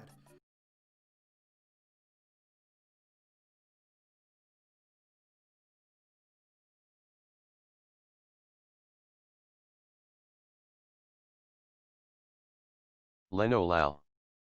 Comedy Gold. And now it's recorded for austerity. OL chap. Uh-oh, stinky.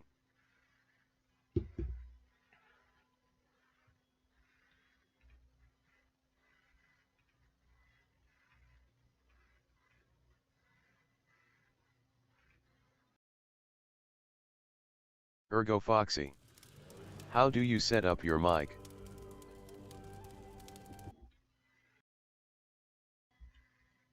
My own mic? Ergo Foxy.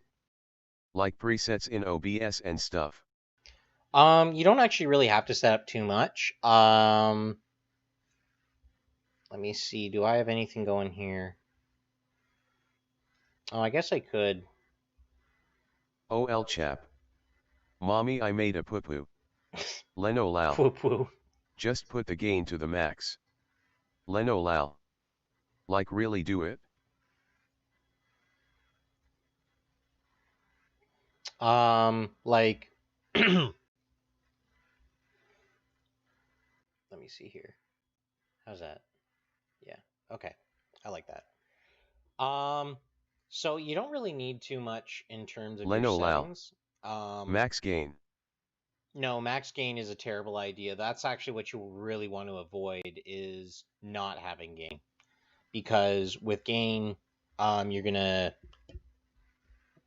actually get what you call pops in your audio. So pops in your audio are when you have your gain too high on your mic, so when it tries to take in a signal, Leno Lal. it overwhelms. Max gain, lower the limiter, upgrade the compressor.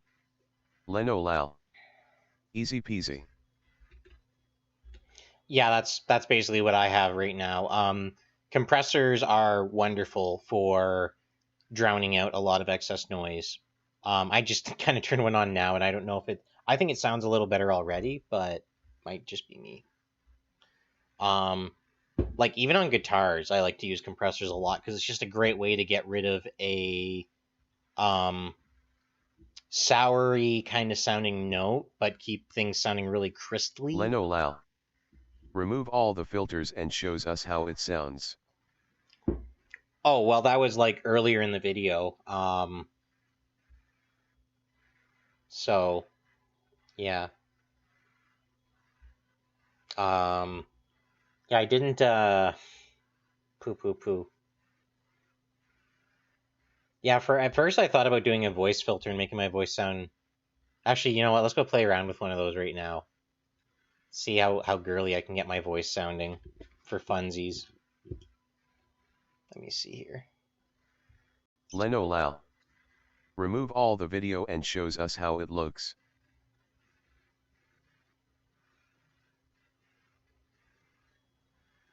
Assuming I don't have too many things running right now. What's my overhead like? Probably... Are you kidding? My friggin' virus scanner is doing a scan right now of all times.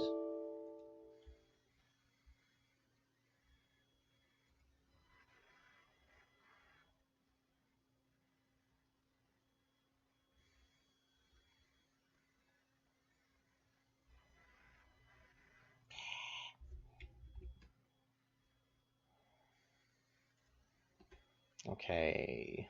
OL chap. Face reveal when? Never. Ergo Foxy. Just added compressor, but I don't know what to set the stuff to. Usually doesn't really need too much adjustment. Just as is usually good. Leno Lal. It depends on what's your problem.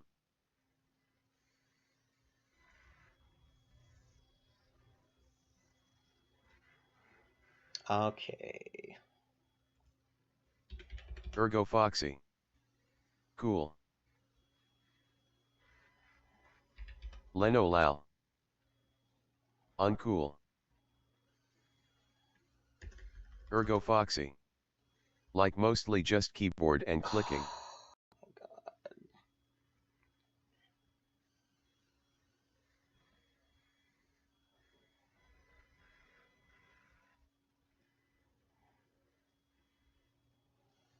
Leno Lal. Lameter. Ergo Foxy. And it sounds like I'm throating a fish when I'm drinking. Leno Lal. Test the lameter.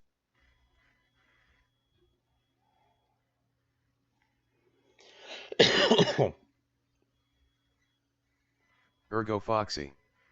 Okay.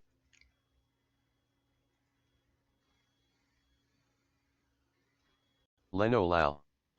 Gamer cough. Leno Lal. Oh, Clipper. Okay, come on. My computer's just lagging really badly right now. I can't even, like, open up my start menu without it being, like...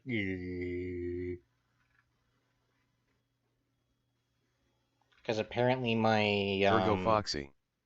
Okay. My antivirus software just decided to suck up all my RAM all of a sudden, despite doing nothing. Ergo Foxy. No scan or anything. Thanks 3.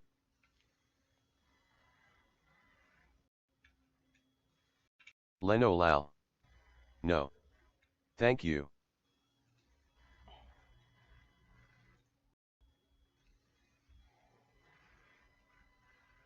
Okay, so let's see if this...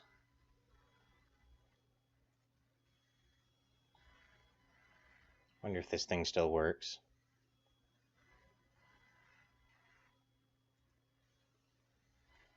I am a girl. I am a girly Leno girl. Lal. Kyonkochan is going through midlife crisis.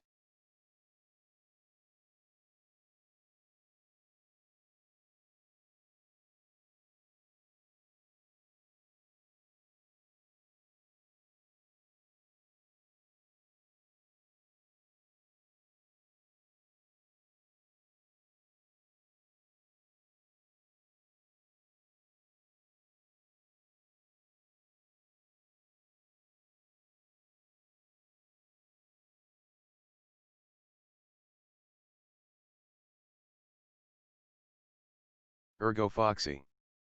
Door right.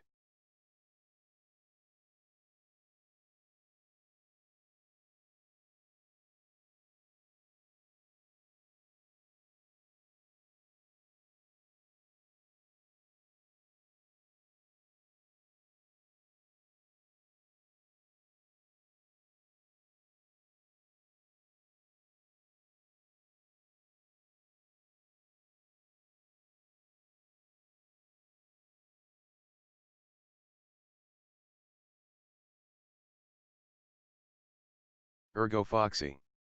Is Kyonko having a DSP moment? OL Sort chat. of. React to Give me a my name second is here. took 10 hours. Leno Lal. My problem with mics is that they don't catch my voice. Like for real, even calling PPL or doing voice chats is hard since my voice doesn't sounds.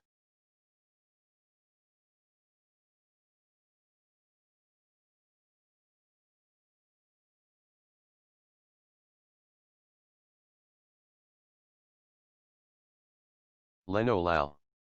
Shit and fart.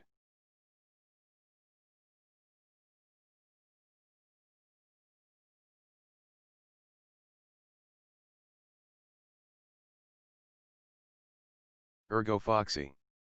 I need a voice coach. I'm not a girl, so I can't do a cute anime voice.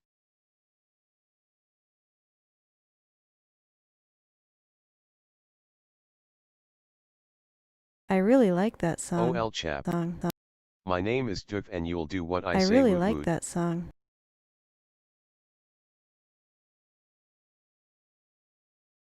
Leno Lal. Hot. That's, I don't think Ergo that Foxy. this isn't working for Hot. some reason. I really like that song.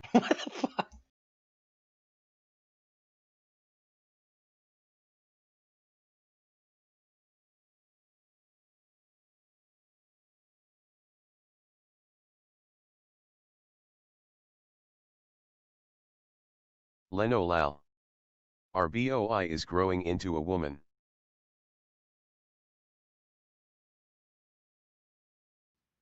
OL What is the chap. airspeed of a fully laden Listen to swallow? Jojonical, please.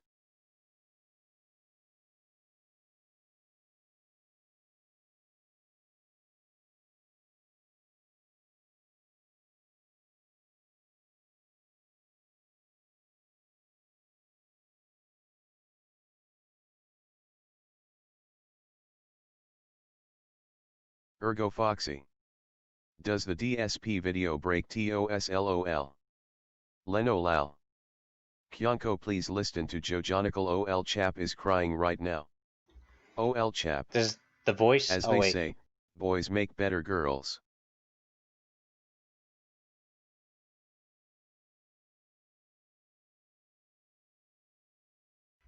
Okay, so no, it's not changing anything.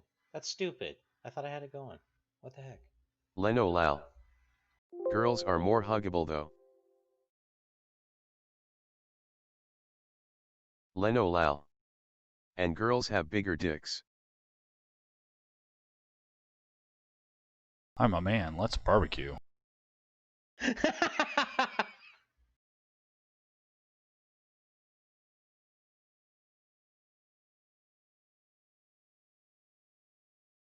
Ergo Foxy. Lol. OL chap. Wait, what?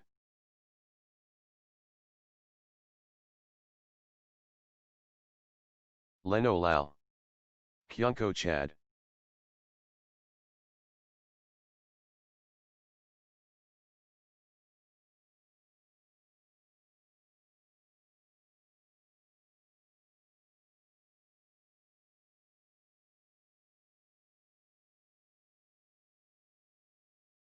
OL chap.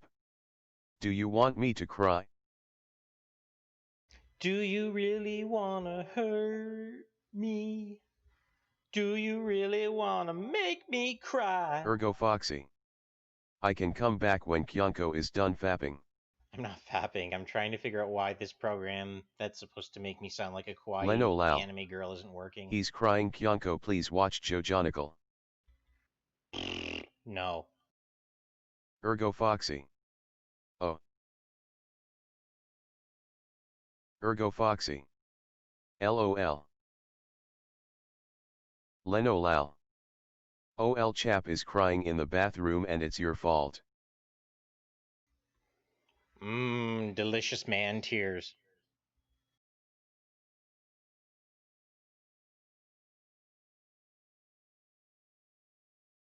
Ergo Foxy. I have that effect, they banned me from the Red Lobster.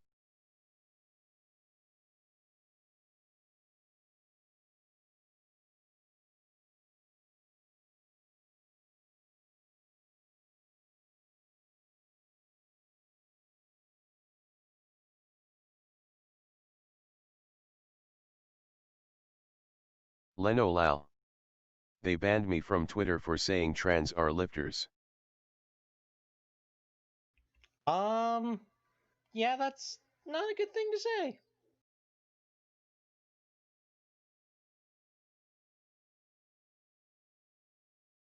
Leno Lal. Why not?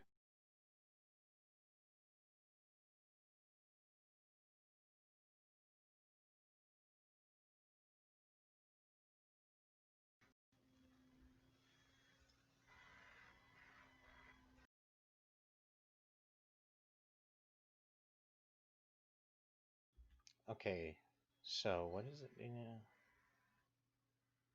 Okay.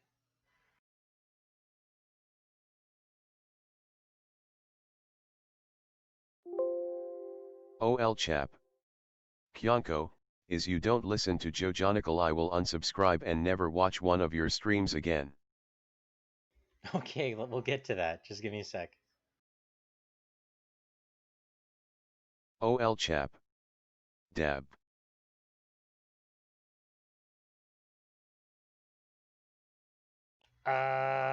Okay, it works now. What the heck?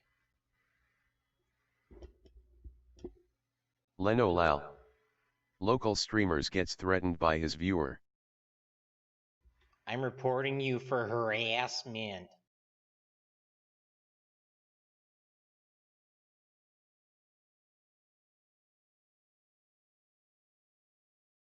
Ergo Foxy.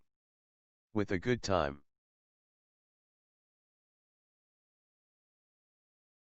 Leno Lal. They end kissing and having ugly babies.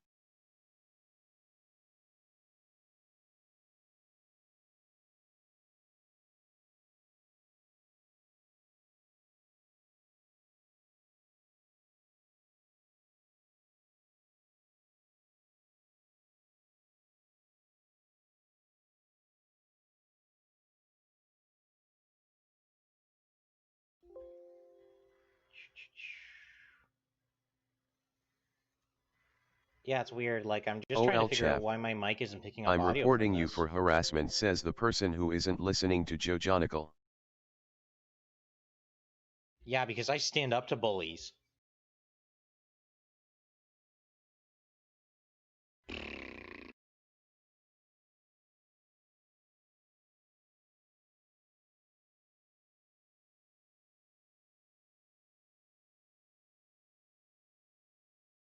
Ergo Foxy. But like, what if you're into that?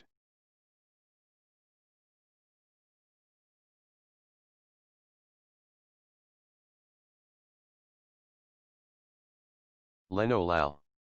He's thinking. Leno Lal. He likes it? da, da, da, da, da, da.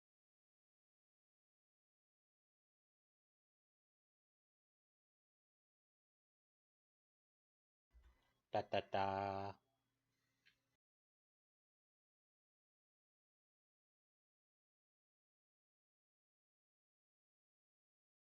Leno Lal. Drink his pee to check if he's lying, it's the only way.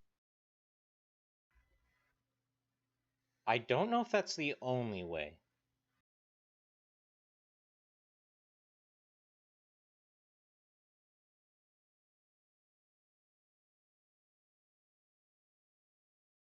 OL chap. Do you have any Lego sets?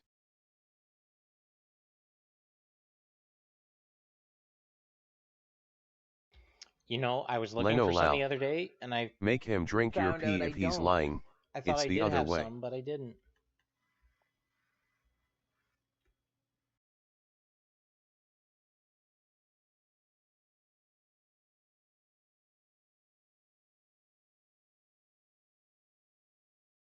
Leno Lal. P stream. Ergo Foxy. P in the chat. And from thence Genghis Khan proceeded to Bukhara, and in the beginning of Leno Lal. Muharram he encamped for the gates of the citadel.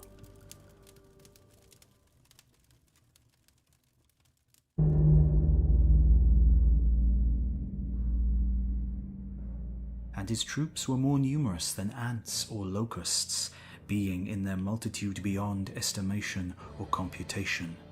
Detachment after detachment arrived, each like a billowing sea, and encamped round chap. about the town. I know what P At tastes like. sunrise, 20,000 men from the Sultan's auxiliary army issued forth from the citadel, Wonderful. together with most of the inhabitants, being commanded by Kok Ergo Khan. Foxy. Kok Khan was My said to work be a is done, Mongol, BRB. and to have fled from Leno Lal. Genghis Khan and joined Stay the Sultan. away from me.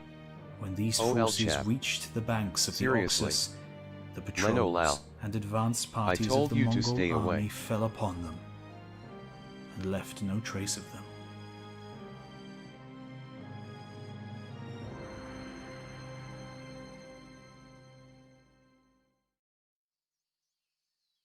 On the following day, when from the reflection of the sun the plain seemed to be a tray filled with blood, the people of Bukhara opened their gates and closed the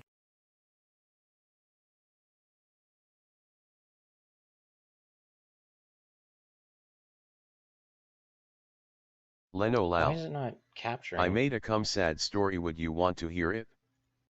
door.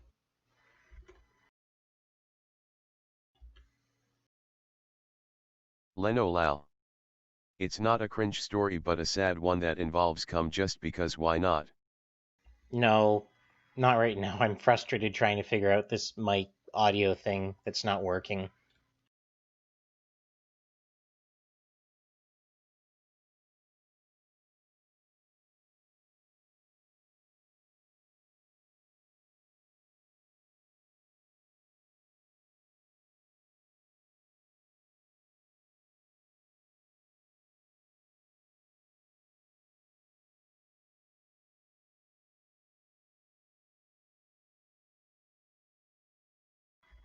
Oh well, I'm gonna just give up on it because it's been taking too long.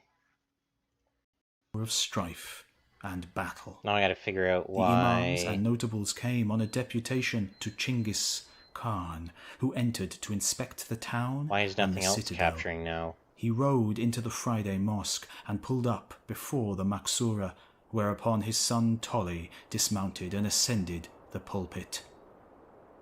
Genghis Khan asked those present whether Come on, this was capture the the palace window. of the Sultan. Why are you not doing it? They replied that it was the house of God.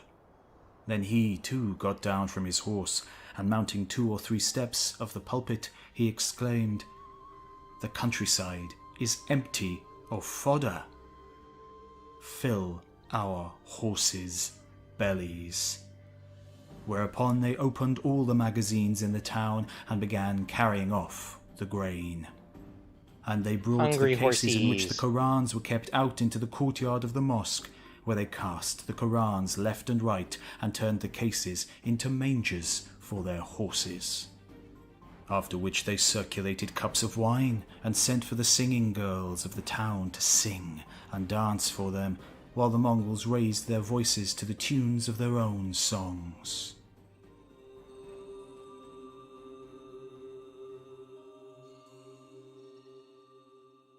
When Genghis Khan left the town, he went to the festival Musala and mounted the pulpit, and the people having been assembled, he asked which were the wealthy among them. 280 Leno Lal. persons were designated, This is shit. 190 of them being natives of the town and the rest strangers.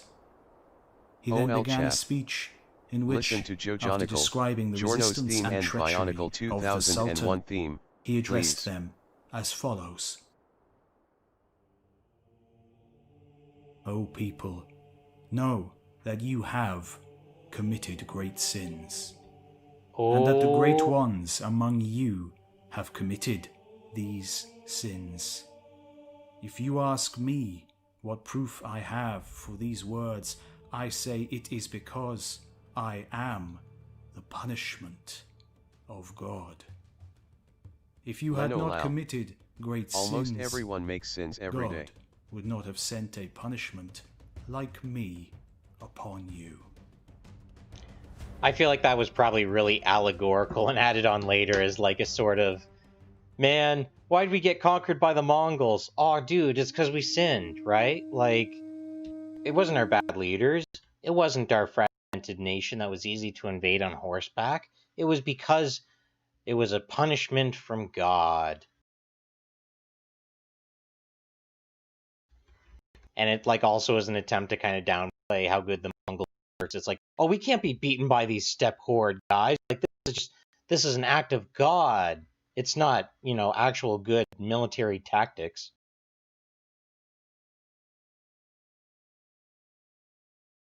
Leno Lal. God always punishes though, even the T-Rex was punished for masturbating, hence its small arms.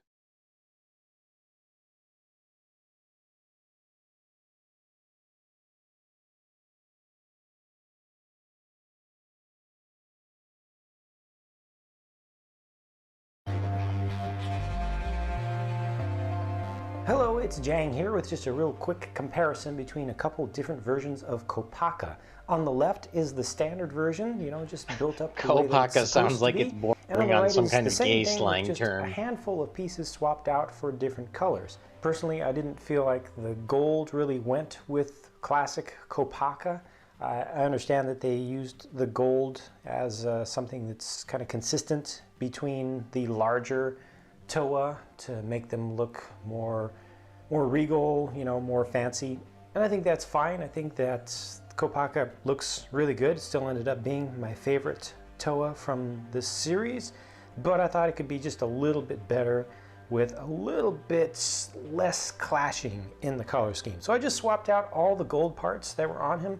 It's just armor down here, armor here, these big fist pieces used up on the top, and then the chest plate piece in the front. Just took Golly's one there, which is now dark gunmetal gray. All the other parts I swapped out for silver versions, and then the silver main body armor, main body section, the torso, I just swapped out for a white piece instead to bring a little bit more of the white into, or back into Kopaka.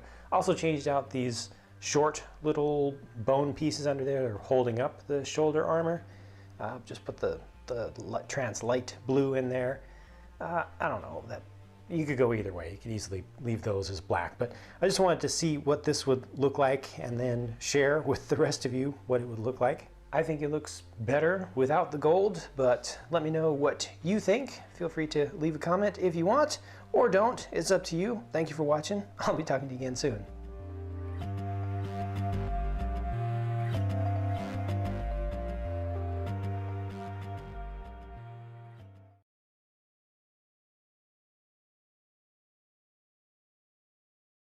OL chap.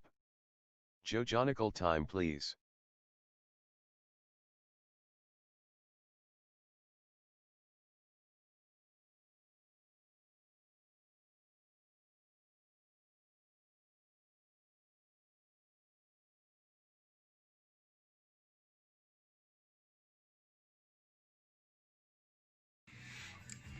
สวัสดีเพื่อนๆนักสะสมโจโจ้นะครับ I stopped recommending things that like are, I don't know, made up or stupid shit or stuff. Because I keep trying to look these things up for you, and like, you send me a link or something. Don't just tell me to look up stuff. OL chap. The third one. Oh.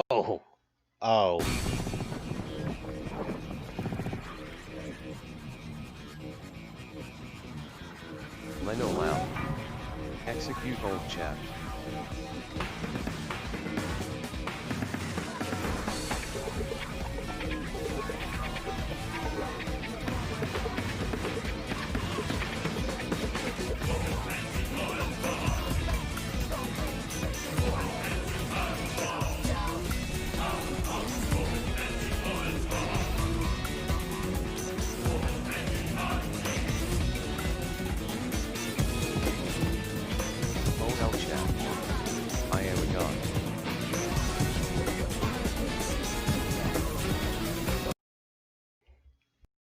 So, tip on if you want to do mashups. Leno Lao.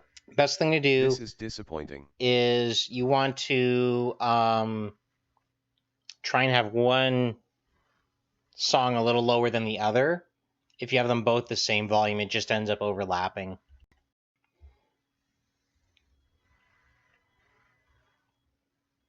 Like, I'll show you a random map I did.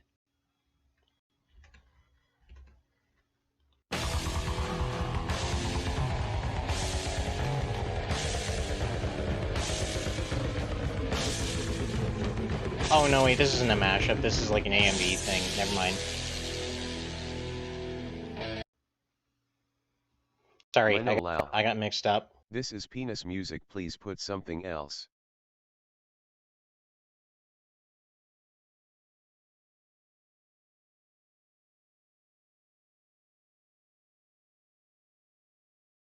I don't feel like anybody in this room is focused on this thing but me. I feel like I am the one constantly pushing the tanker through the ice. I will auction you right out of here! Watch the B movie. I want to be a bee! People seem to love picking apart and half-heartedly worshipping B-Movie, the 2007 DreamWorks film about an anthropomorphic bee portrayed by Jerry Seinfeld. But what most people don't seem to realize is that B-Movie has a very long and very interesting history which explains so many of its eccentricities. Today, we are going to discuss why this film is so strange, what caused its most bizarre of details, and why it was even greenlit in the first place. Our story begins in the early 2000s, the start of the new millennium. Jerry Seinfeld, Real talk, having John recently Goodman finished in work B on a movie as sitcom the named lawyer after who himself, gets poked is in the laying butt low and isn't is signing on to many amazing. projects. That is, until one fateful day when he was invited to have lunch at the house of Steven Spielberg. During what I imagine must have been a very serious lull in the conversation, Jerry decided to jokingly pitch the first idea those that things came that to are his like the mind. full B movie What thing if are we just made like a ironically cringe. about bees? Leno Lao. How we called it Read the B movie script. B-Movie.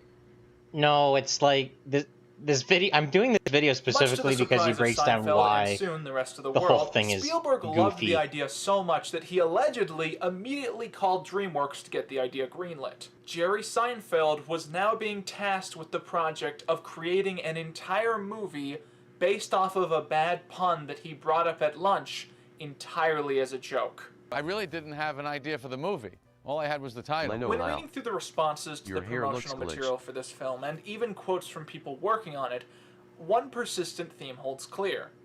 That being that very few were confident in the premise of this film. Instead, what people held faith in was Jerry Seinfeld's ability to create something that was funny. And it's perhaps because of this that Seinfeld eventually decided that he had to stay as close to the Leno production Lao. of the film My as mistake. possible. It's Not just the only did he color. want to write and provide his voice for the film, he also intended to give daily feedback on the designs, animation, and even the most small of details. The problem was that Jerry Seinfeld had a permanent residence in New York City, and thus it would be somewhat hard for him to work on the film as it was being produced in California. The solution was to build a halo room in both locations so that the two creative forces could constantly collaborate every single day. P0N. Jerry would enter complex Skype-style calls for hours on end where he would discuss the material. Making B-Movie meant Seinfeld learning everything that there was to know about making an animated film with no prior knowledge, which is one of the reasons he's often shut down the prospect of making another film like B-Movie.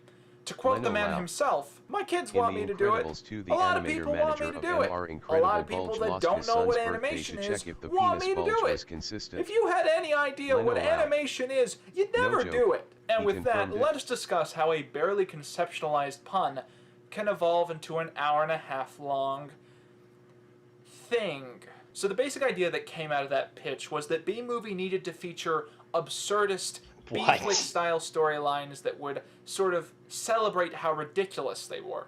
A healthy way to look at the film is that it's a what-if representation of what B-sploitation would look like. Throughout production, the plot greatly varied, but it eventually settled onto a very basic story structure. Barry B. Benson, a recent graduate from college, would briefly attempt to find work making honey in his hive before becoming disinterested in the life of a bee and traveling to the outside world. There he would meet and become infatuated with Vanessa, a florist, and he would then decide to sue the human race after learning of its illegal use of honey. After this, a series of goofy, barely connected plot points would follow, which would eventually end with Barry in space, having become an astronaut. Beautiful out here, boys. I can almost see beyond the nebula. I wonder what's past that. That's the end Shiori of the Pond, don't make me have to put the spanky spank on you. Shiori_P0N1. No bully. This is a no bully stream. That was indeed one of the original endings. Is it lagging for anyone? There are a couple other Oh yeah, I endings think which it are is. also Just a sec. of note, all of which Wow. attempted to answer the will mother. they, won't they tension between Vanessa and the actual insect. The theme illustrated by most of these segments was that they were currently just friends, but they were destined to eventually become a real couple. One ending, which might be of interest to you, would have featured the two sharing a romantic night on top of the building from earlier, with a key question from earlier in the film finally being answered. The wrong house. Is that jazz? Like jazz. You like it? I do. I thought you might. Many of the jokes which were heavily conceptualized during the production sort of half ended up in the movie. I'm For gonna instance, boom. Seinfeld originally envisioned a I'm running jazzing my gag where pants. character actor I'm gonna Ray jazz Liotta would serve as a sort of and cartoonish foil to coom. Barry. Basically the same Leno gag that Margot Martindale Lod does for Chiori BoJack P.O.N.. Horseman. But in the end, he has a cameo in the court sequence, and other than that, he's not really in the film, and the joke doesn't exactly fully come across. Shiori_P0N. Seinfeld has often stated that one of his LOL. proudest creations for the film, which was sadly cut, was that of the Bee Queen. The idea was that Barry would be given a trial with her following his breaking of the bee laws, and that she would nearly execute him. The scene was probably cut because the characters and sets for the scene were exclusively used just in that sequence and were extremely Leno intricate. Loud. But it's a real shame because Shiori looking at these P.O.N. has helped designs this and looking at community the so much. animatics, He it's deserves probably mod the rights. best scene that they worked on for the film. You make a very good argument. Spanish Fly. If we're talking about the production of B-Movie, we are inevitably going to need to discuss the B-Movie TV Juniors. These were a series of skits that Seinfeld and his fellow crew members created during the production of the film, long before the internet or even the general public really found anything funny about the existence of DreamWorks chap. or B-Movie. Ford, Seinfeld was you're proving turning himself into a ahead of the penguin. curve by openly Stop it. mocking both. Here's where we keep the numbers for our sequels. I can't wait for Shrek 19. We want to get more ethnic bees in here because of the international market. Some of the highlights of these include Seinfeld pitching a movie to DreamWorks and them accepting before he said anything. He loves it. He'd like to do it. Do what?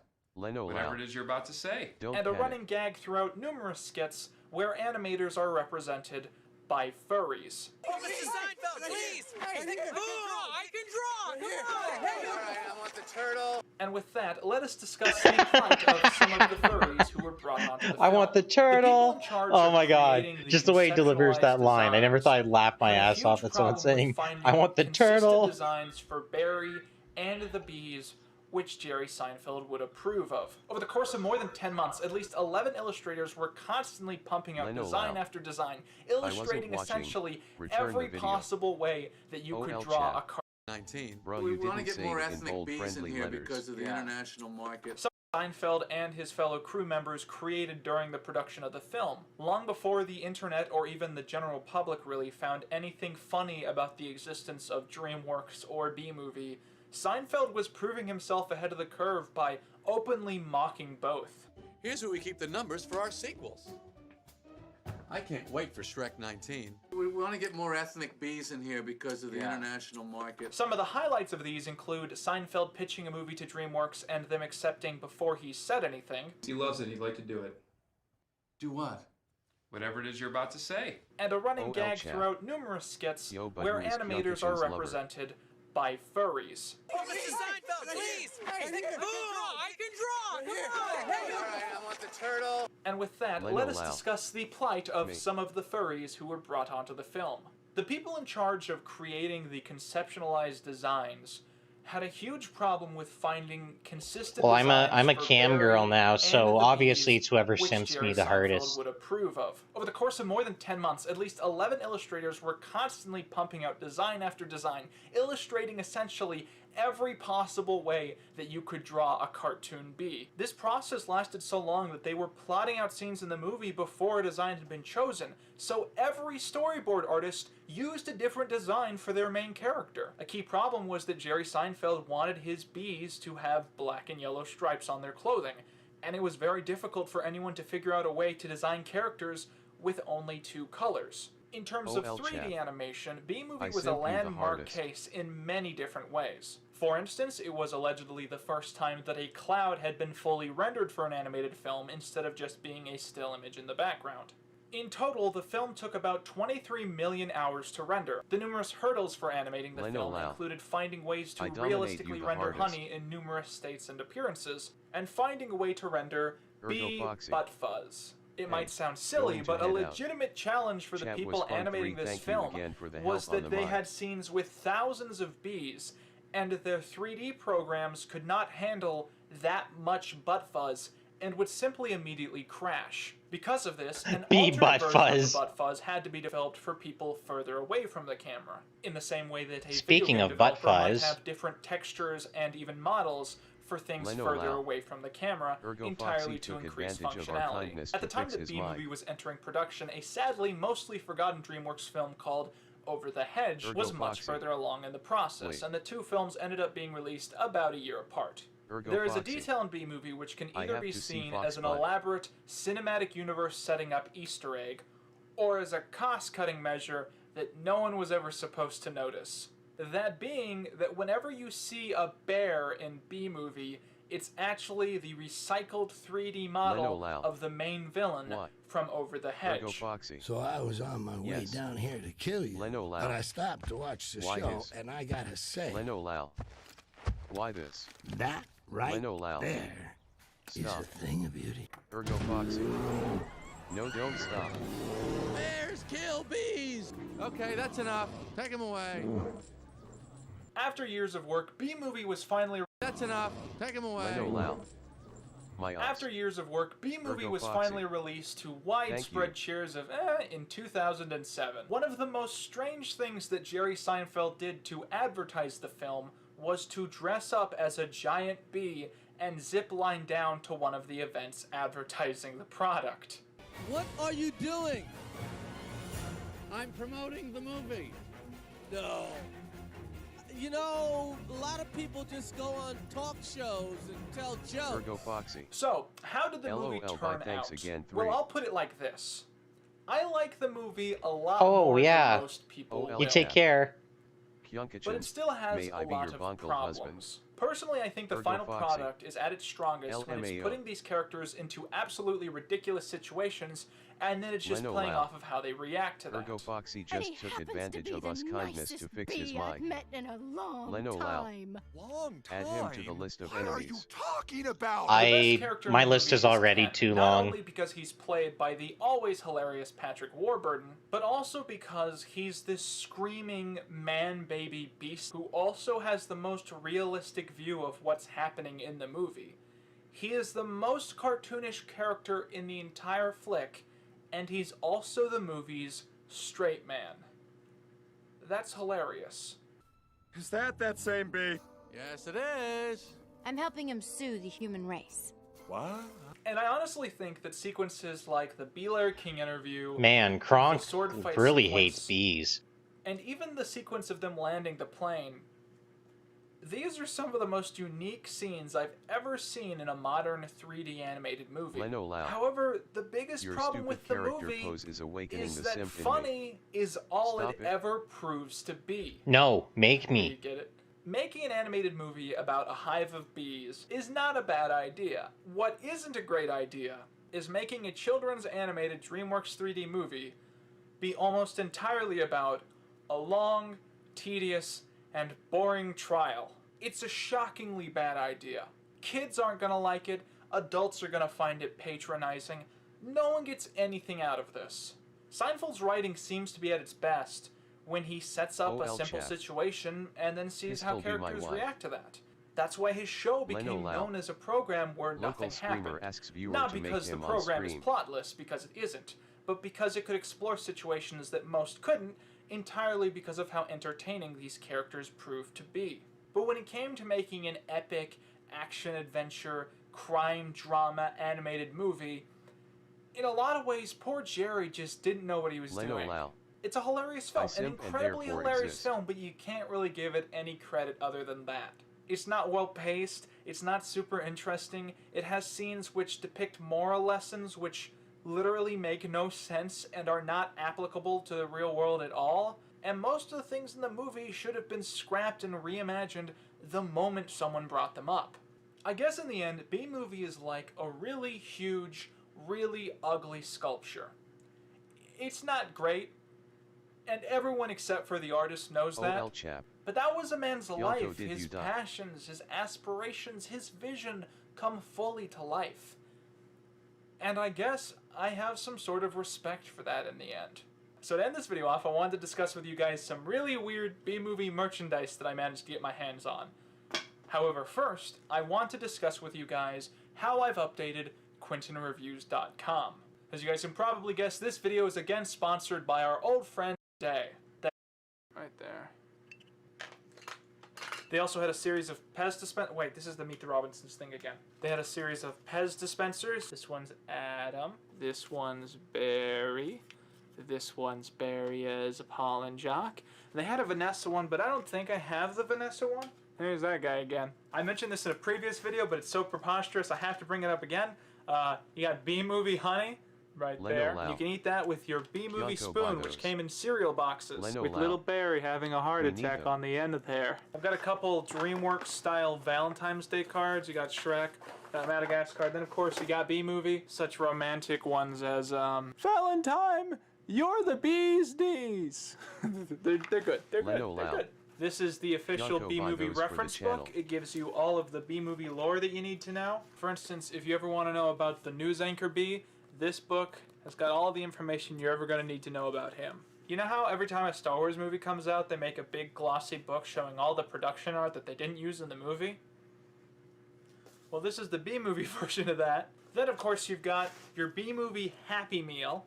Inside there, you got your B-Movie milk and your B-Movie chocolate milk and your B-Movie stickers. And, of course, you also have your B-Movie Happy Meal toy. There are, I think, about 10 of these. Some of them do things, and some of them have voices.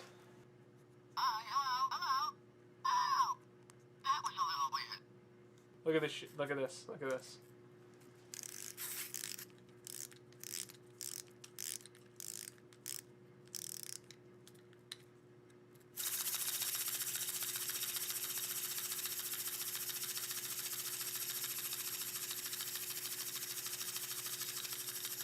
Medication. Is he wearing like, skating? Is he skating? Hold on, I'm trying to remember where I put the last thing down. I bought it, but I've had no need for it whatsoever, so it could be anywhere. And that is this drone that is shaped like Barry Benson. Look at that. Take it all in. Look at his little stubby legs. Can you make me some Look at that. Oh my god. Look at that. I'm gonna... Wow. I know what you're thinking, and I've tried. It doesn't work. It did come with replacement wings, so if it turns out that's the problem, we're in the clear. Alright, that's it. Say goodbye, Barry. Goodbye, goodbye, goodbye, goodbye, goodbye, goodbye.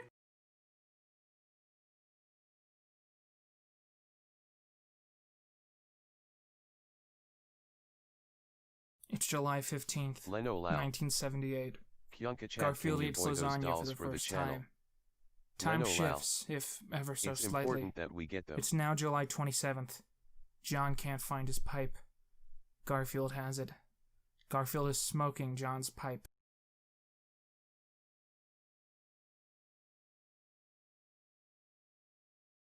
Can you buy those dolls for the channel? Can you make me... Oh, dear.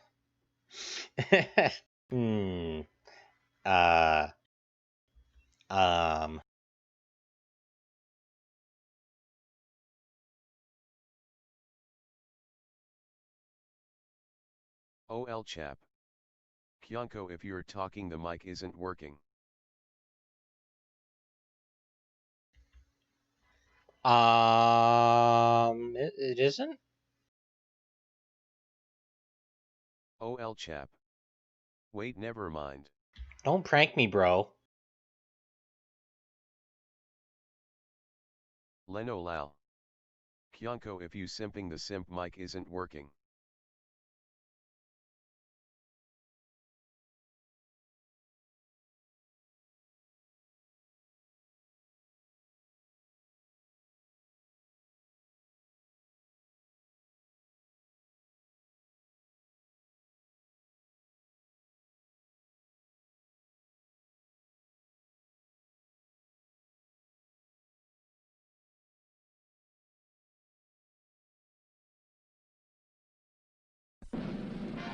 OL chat. Random chimp event imminent, take shelter immediately and do the following. Turn off all lights, block doors, and remain silent. I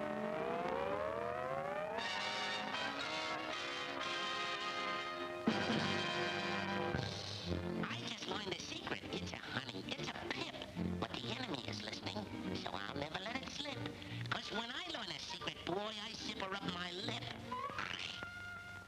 Now the military secret that I carry in my brain, I keep in safe deposit with a padlock and chain. You bet I got a secret. And I bet we find it out. Oh, that's racist. Hello, Ma. I got a secret. I can only drop a tip. Don't breathe a word to no one, but I'm going on a trip. Shh. Don't breathe a word to no one, but he's going on a trip. Hey, give me some magazines to read for when I'm on the ship. Leno Lal. You know these black and white cartoons used to scare me a lot when I was a kid. OL chap. You should watch Ape with AK-47. He's sailing on a troop ship. Now we got to find out where. I'm a sound and silent soldier. Shiori_P0N. LOL racist cartoons. Oh yeah, it's racist, but it's like, I think it's important to watch because it shows how easy it is to dehumanize people that, like, now we love. Like, look at the background, look at my character, like, I'm doing VTuber stuff, like, we obviously love Japan here. Shiori PON said racist. Ban him. No, it's good, we should talk about...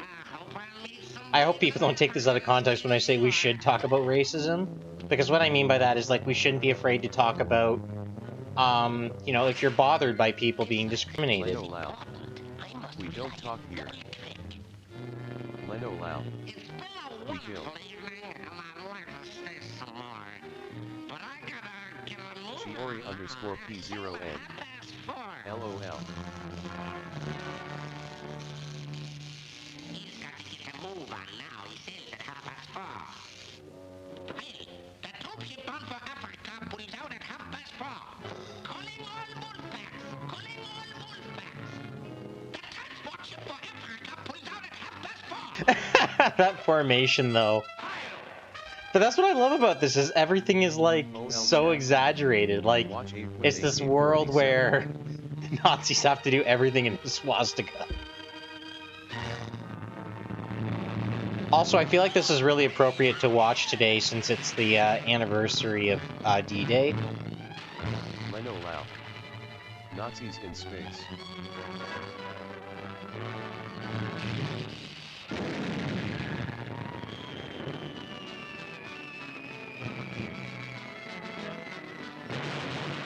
Leno Lao. I love how Nazis are still relevant today with shit like Nazi zombies. Yeah, Nazi zombies. That's the only thing I can think of relevant to Nazis today.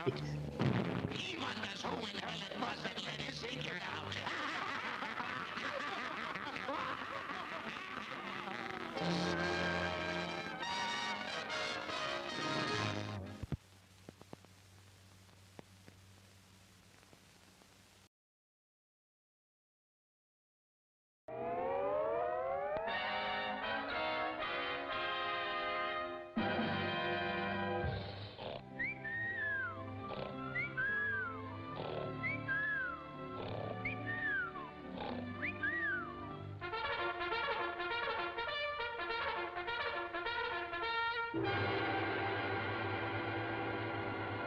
chat. Watch Ape with AK-47 please, I beg of you. No, we're not gonna watch that. Get out a drill. Precisely why I am here. I'm Goldie the Gold Brick. Be like me, use your head. With a heart of pure gold and a backside Leno of Lau. lead. Kyonko OL chap is crying in the When there's bathroom cold please, he's and crying there's and rain, screaming. and you don't want to train, you Gold Brick, just Gold Brick, just Gold Brick.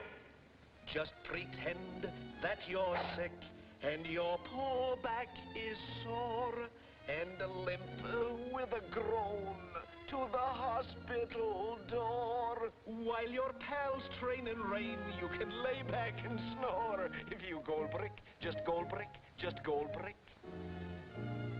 When you're digging a slit trench that ought to be deep, and the going's so tough that you go darn near weep, just dig a few inches and crawl in and sleep. And Gold Brick, just Gold Brick, just Gold Brick.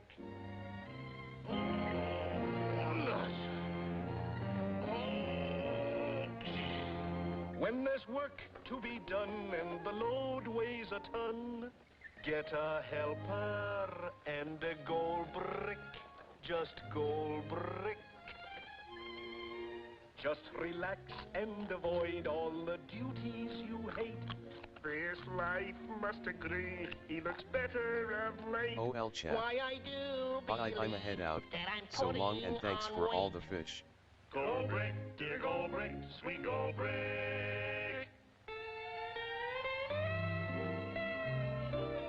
Okay, thanks for hanging out, old chap.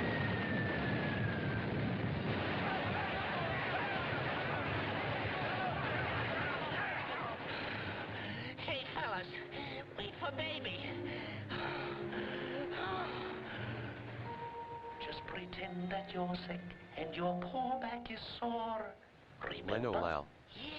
Want to have a roadside And a picnic limp someday. with a groan to that hospital door.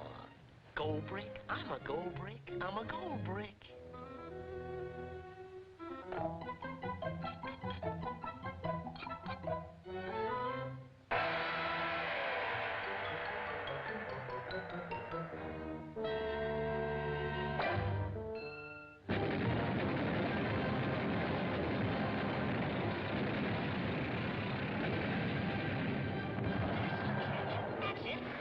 It's funny how the thing I find funniest about that scene is effective Japanese tanks. Crawl in and sleep.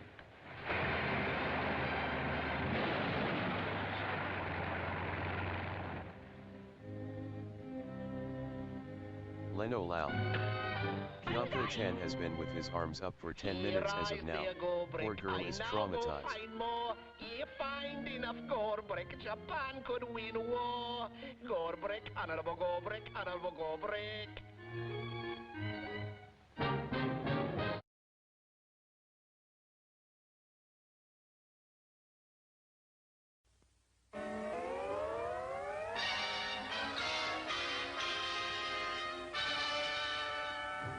Shiori_P0N. Anyway, gotta go. Gonna eat lunch. Enjoy your lunch, Shiori. Thanks for tuning in. Oh, the Air Force gets the glory and the Navy gets the cheers. But all a dog face ever gets is mud behind the ears. Leno Lau. Yeah, the Shopro tank boys P.O. ride eats in food. comfort. That's and a awesome, you sailor should give takes a him mod sail. rights. But the dog face never gets a chance to sit down on his tail. 4 feet in my shoes, I got them infantry blues.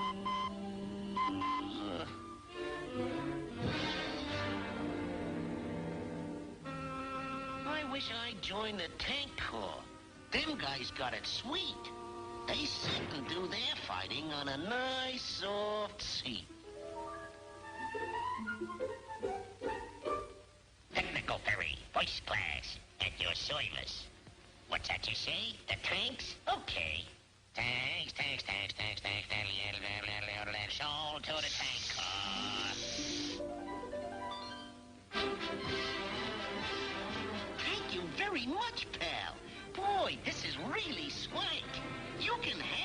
infantry. I'll ride in a tank.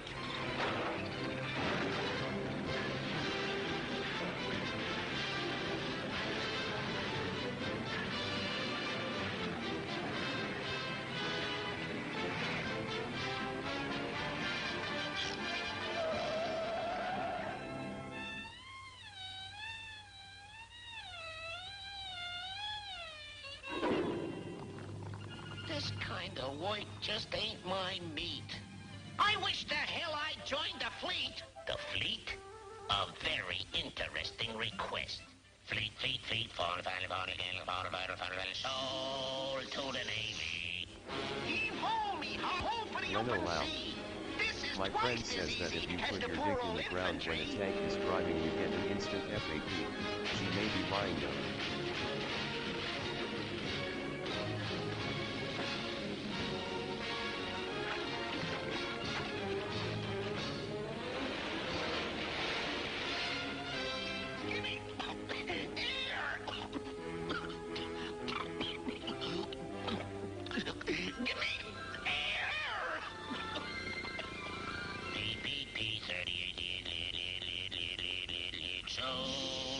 Leno Lau.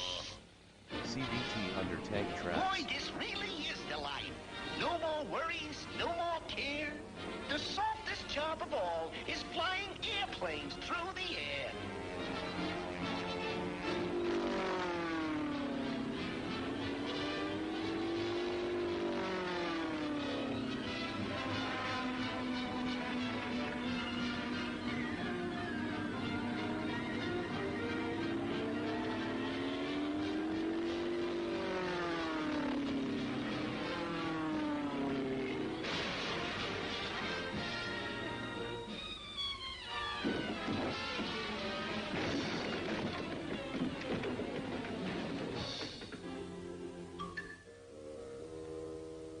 I see you're back, sir. Here's your pack, sir. All the roads are pretty rough. Parley-boo. And all the services are tough. Parley-boo. So whether you fight a soldier or gob, get in there and pitch and fix the job. Hinky-dinky parley-boo.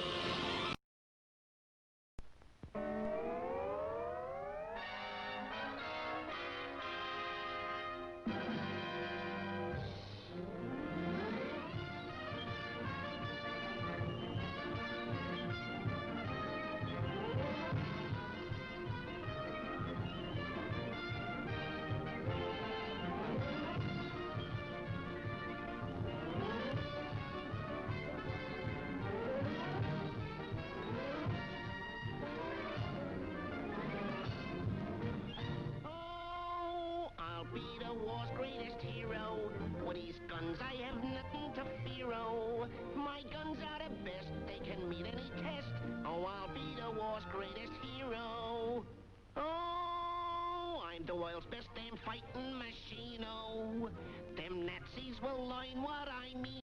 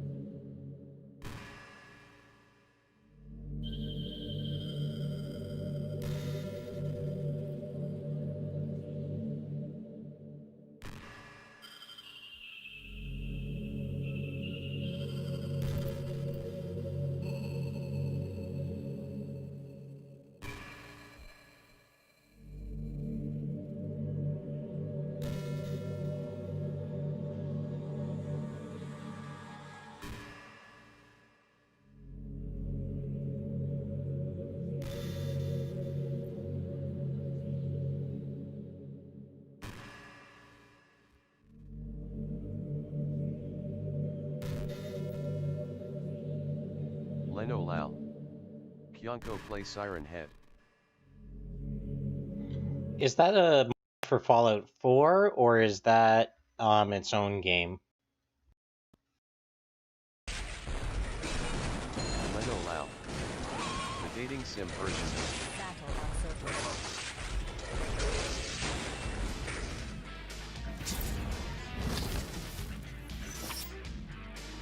Leno Lal. Metal Fatigue is a game that's It's not like talked about too Slenderman, often. but modern. It came out in May of 2000, so we're just past the 20th anniversary now. It was also fairly difficult to get this one running properly. However, in 2018 the game was re-released by Night Dive Studios, and it's been pretty fixed up. For the most part anyway. We still have to fix some things up, just like we used to. The in-game settings can't fix up the aspect ratio or the resolution, so you have to go online and I'm just kidding. The re-release has a configuration tool right in the game directory, so that solves everything for now. So let's move right into the game intro.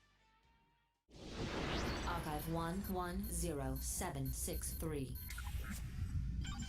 Corporation exploration of nearby systems discovered no life forms, only the ruins of long-extinct civilizations and the technological artifacts of their conquerors, the Hedoth.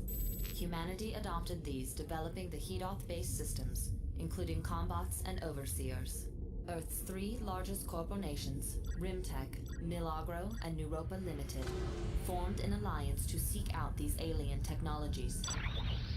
Eventually, their fleets discovered the Epsilon Andromeda system and the extensive Hedoth sites on 3 of its planets. Numerous survey teams were dispatched in the hope of finding the ultimate prize, functional Hedoth technology. Such a discovery would mean wealth and power beyond comprehension. And, as greed replaced the desire for cooperation, the alliance unraveled. It's a simple premise. The main story revolves around the drama between 3 estranged brothers. They were all members of the unfortunately named Rimtech. Each of them is a combat robot pilot, or combot. Usually they only find trace stuff, but today is different, because today the middle Rimtech brother presses down just a little too hard and gets everyone into deep shit. An alien combat part is discovered and they fight over which faction it should go to. This leads to the brothers being separated into the different factions. The oldest stays in Rimtech. I'm still not sure what Rimtech's all about, but I think they're supposed to be good. Good on the giant space company scale at least. The youngest goes to Milagro. They're the bright red, super militarized warmongers of the system. They're deadly at short range, using fast-firing weapons like Gatling guns. The middle brother went to Europa. They're very purple and very obsessed with the aliens. They even have a mysterious religion built around them, and they favor energy weapons and wait. Okay, so does this sound remarkably familiar? This is PlanetSide. The entire setup, the factions, it is strikingly familiar. The thing is, PlanetSide comes out 3 years after Metal Fatigue did. I did look around to try and find an official connection or maybe people who worked on both games, but I couldn't find any. So that's pretty weird. Anyway, each brother has their own campaign and they're supposed to be played in order, so I'm not going to go against that. But before I give you the full taste of Rimtech, veteran players may notice something. Let's start the campaign.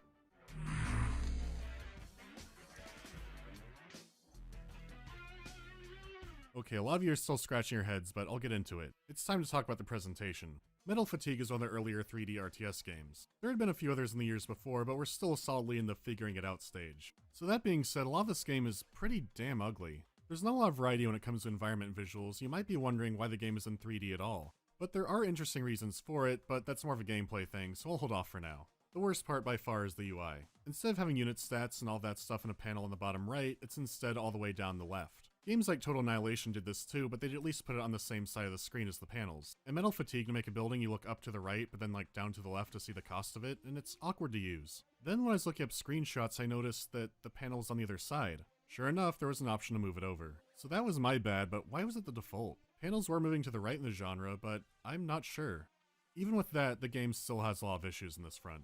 Example, you can start building clicking on one worker, but if you grab a bunch of them at once, then you can't. A lot of little mundane annoyances like that. The text is also hard to read, which was apparently a problem back then too. I said the UI is the worst part, but it's not horrible, it was just being done better even back then. All the factions have the same vehicle types, but they did differentiate them a little bit, including visually. Like you have the Milagro tanks that are angular, blocky, and slow, compared to Europa tanks that are strangely shaped, anti-gravity, and very quick. But the real stars of the game are the combots. They're custom built and each faction has their own unique parts, and you unlock more through the campaign. Different legs, arms, and torsos all look unique, and each faction does have a lot to choose from. They can specialize in ranged or melee combat, or you could give them multiple weapon systems. They're really good 3D models for this era, but best of all is the animation. When these mechs fight, they fight.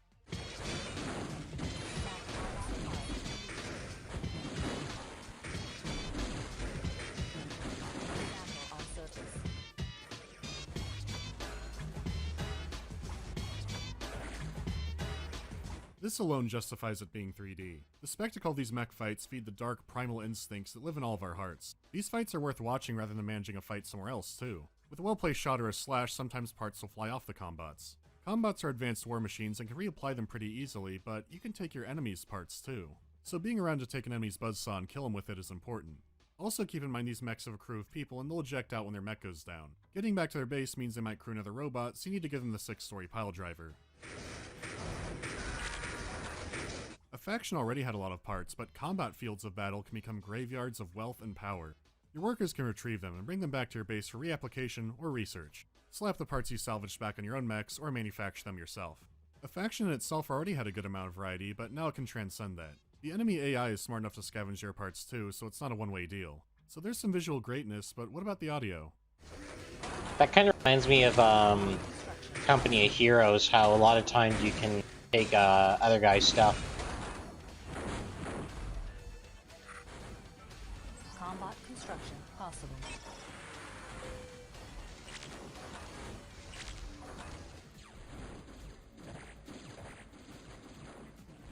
Battle on surface. Vehicle complete. Battle underground. I mean, I'd say it's early 2000s RTS soundscape. I thought a lot of the music was fairly generic, kind of like a knockoff Command & Conquer, but there was more to it. I did like the main theme of the game.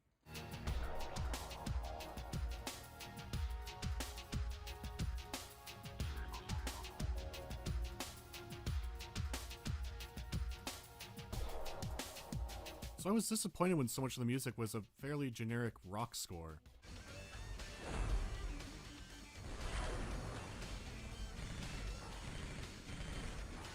Battle on surface. Once again, it's not bad, it's just something I've heard better before. The Rimtech and Milagro campaigns were all like this, but then I got to the Naropa one and something changed. Vehicle complete. Combat part completed.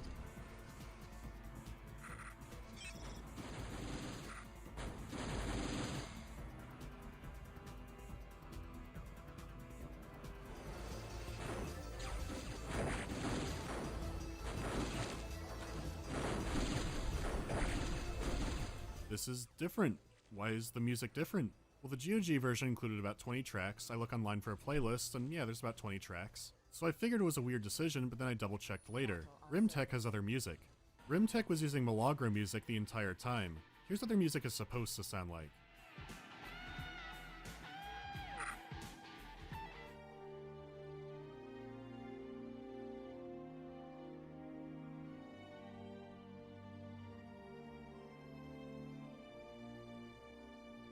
Completed.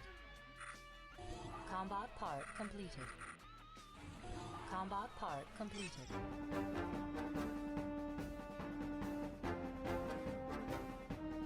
Yeah, that's definitely the right version. Orchestral score, 10 tracks, which are just not in the game. This wasn't cut or anything, this was in the original version. Both the Steam and GOG versions are like this. The ball is fully in Night Dive's court in this one, and it's been dropped pretty hard.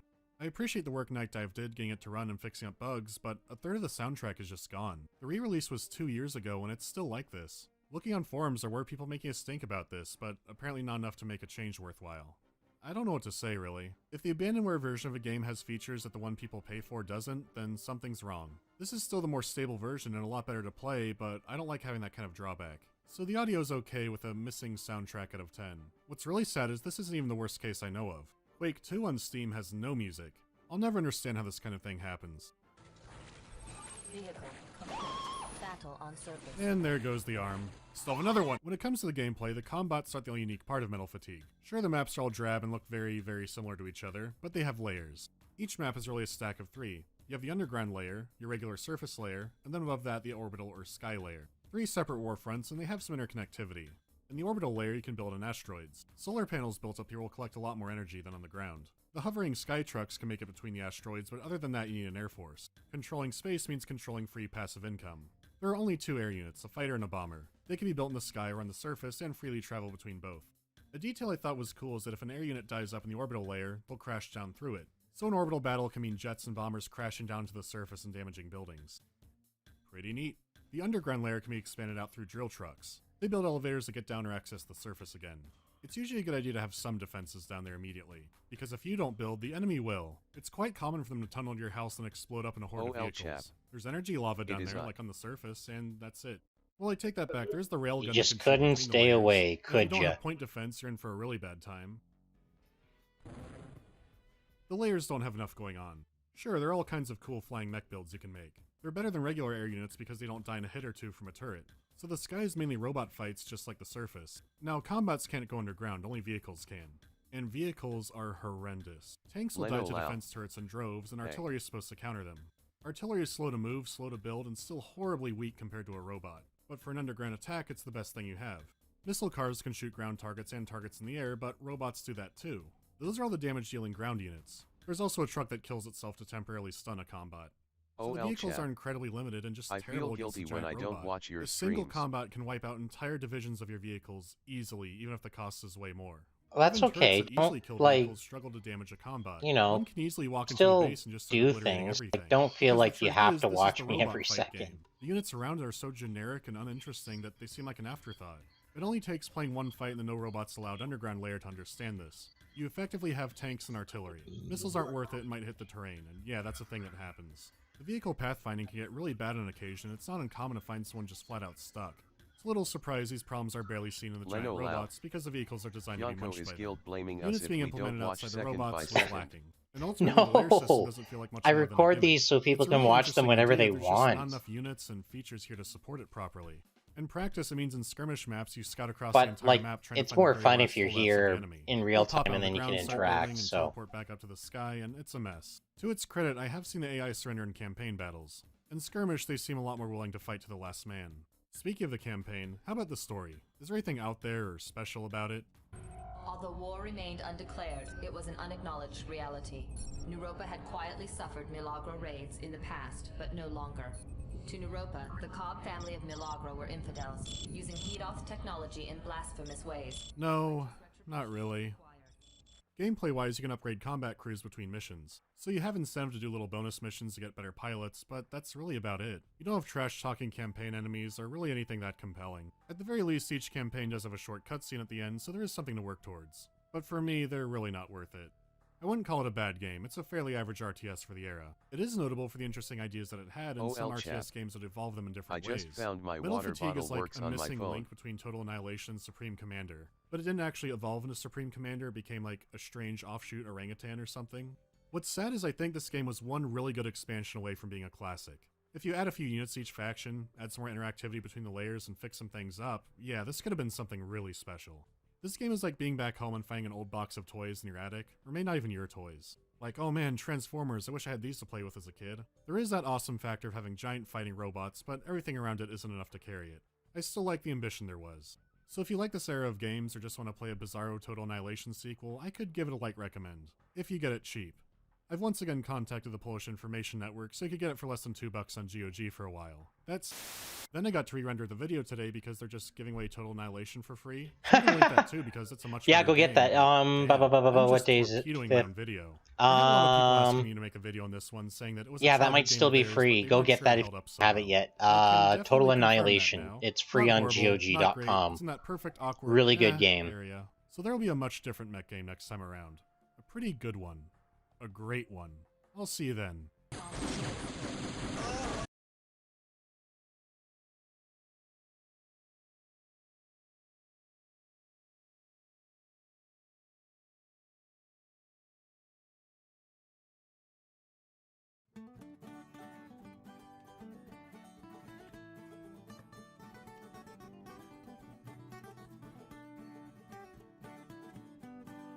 Leno Lao.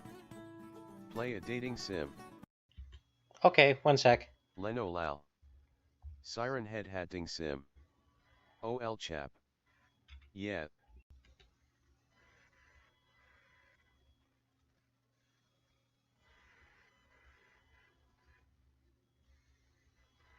Leno Lao. Siren head dating sim.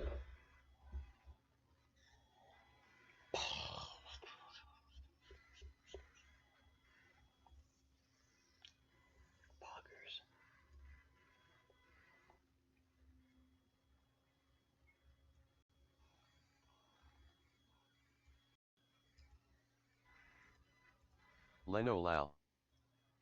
He just said okay, didn't even flinch or asked why. He was expecting this to happen.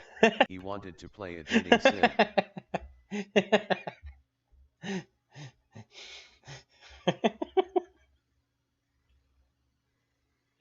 No. You don't know that.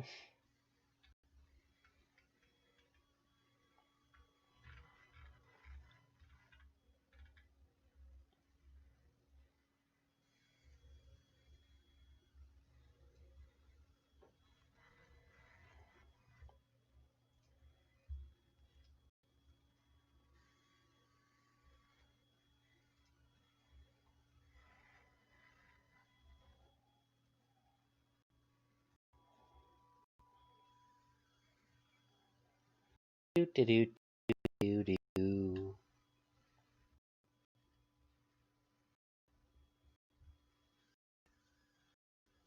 Okay, let's see if it auto captures it or not. OL chap.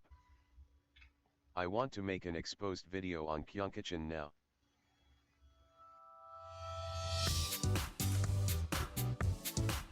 Okay, is it cap? OL No. chap. Kyonkochan exposed. A need to play dating Oh, sim. because I have it set to a window.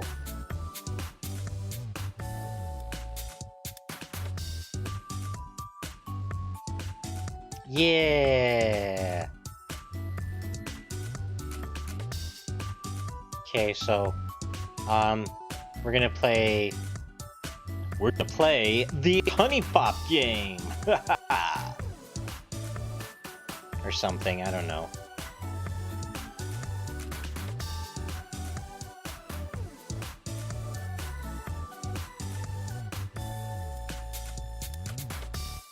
Leno Lal.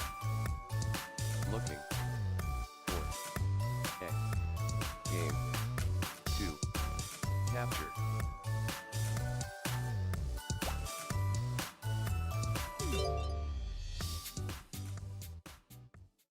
OL chap. One of the mods on a Jake Mac Discord server played this. Oh, Miss Yumi, I'm glad I ran into you. Have Leno you had Lal. a chance to grade our exams yet? Yonko, what the hell, mate? You're supposed to be wholesome.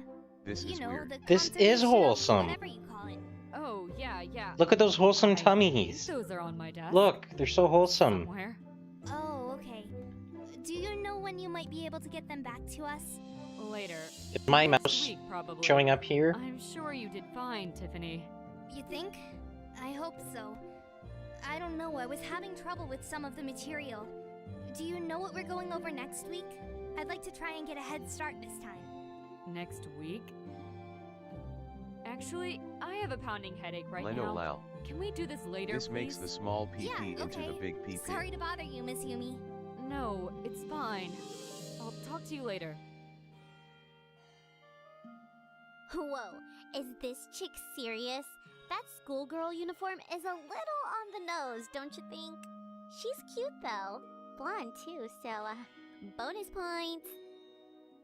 Ew, blonde. Don't worry. They can't Bro, see or that hear me. back-haired girl be giving me familiar vibes. I don't know why. This is your... But don't be afraid...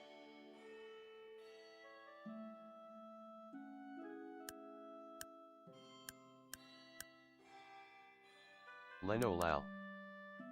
Why is she nude? Would it be too forward of me to ask you on a date? I'm not sure. I don't even know you.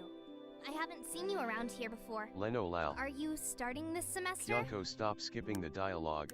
We need to know the story. No, but if all the girls here are as cute as you, I might have to reconsider. No, actually, I teach here. Professor Sexy, they call me. Come on, give me a break. Stop teasing me.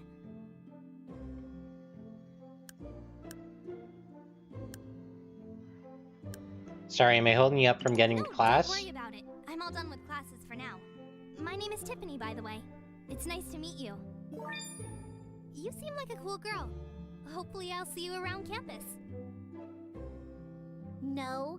Wait! You did it! Well, With my help. Yay, I made friends! I made friends! The teacher stopped flirting with the girls. Luck. It's illegal. Don't let it go to your head. By the way, that other chick that was here just a second ago, since she was in range, chap. the honeybee started I tracking finally her know who location that too. black-haired girl So reminded after me you're of. done here with this girl, you can go catch up with her too. Just bust out the honeybee and check out the girl finder screen. I'm pumped. You pumped? Yeah, you're pumped. Go get 'em. I'll be around if you need me. What am I saying? Of course you need me.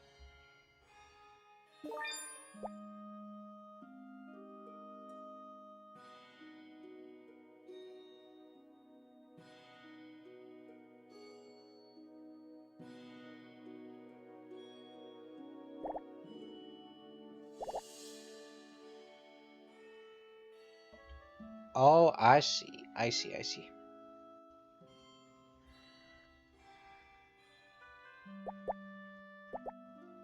Okay. Dabba dabba dabba dabba.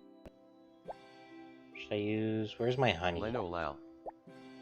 Plus Kyonko, 50 get the honey. credit card. We need to get gems.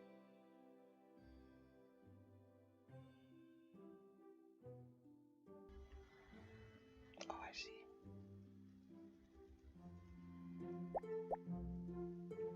Something on your mind?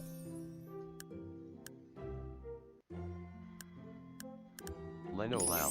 Really? I don't want to get stuck by the paywall. I'm a C cup.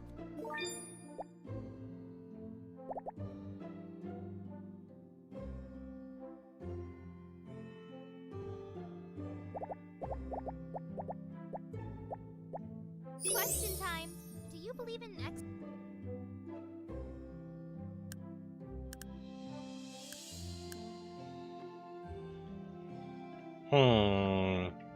You never know what else out there. It's a pretty big universe. So?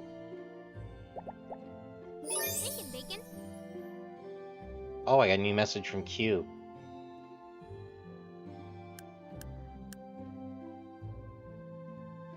What do you do for, like, work? School, you Dumbo. She called me a Dumbo!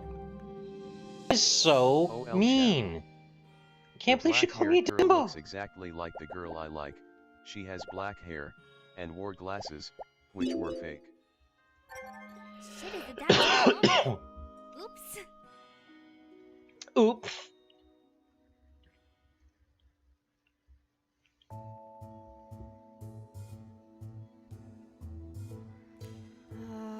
Them shorts though. Good morning, Aiko. Leno Lao. Hey, Oh yeah, it's best girl The girl I like Belly. rejected me 'cause I'm too dumb for her. Please give support Yeah, words. life. How are classes going? I don't want to talk about that. Well, I think I have just the thing. I'm headed to the beach to work on a few poses. OL chap. You should join me. Nothing Kyonko like a has little corona. exercise to melt that stress away. Not today. I'm just not feeling it. Well, No, I just drink too much coffee when I should be having water right now. Don't think I have anything else going on for once. Great. Can't wait. See you there. Asian chicks? Don't even get me started. I have like the worst case of yellow fever ever. Ever. Like a yellow plague. This is a tough approach. She's kind of in a shitty mood, so say Leno something Lao. stupid to try and cheer her Racist up. fairy. It doesn't matter what. The stupider, the better. It's just what I would expect from a fairy pinko.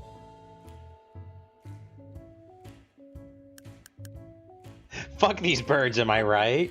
No, I like the birds. OL chap. Leno Lao, let's be frank. You're too good for her, man. Haha, but for real, what's up? You look a little bummed out over here. Oh no, I'm good. I'm just trying to relax. Enjoy a little downtime between classes. I teach up at UOG. You know the place? It's like the only university in the city for some reason.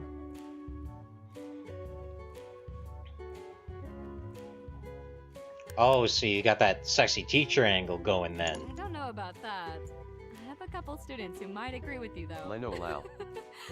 She said might, but the text said probably. Oh my god, 1 out of 10 game, worst game ever. At least I still got Kyonko playing dating sims.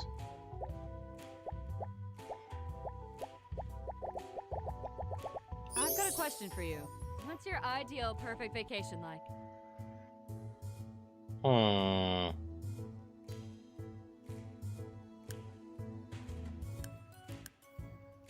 This is lame, but I prefer just stay home and relax. No, I'm with you. Who needs the stress of traveling? So, hey, question. What do you usually do when you can't think of anything else to do?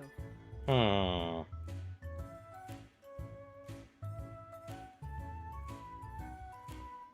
that's easy. Crank went out. Me too. The voices I are thought weird. It was just weird. The dialogue says crank went out, but I have it set so it calls me a girl. So how does that work that I crank went out? Let me ask you Or is that what they mean for, like, touching the vajayjay?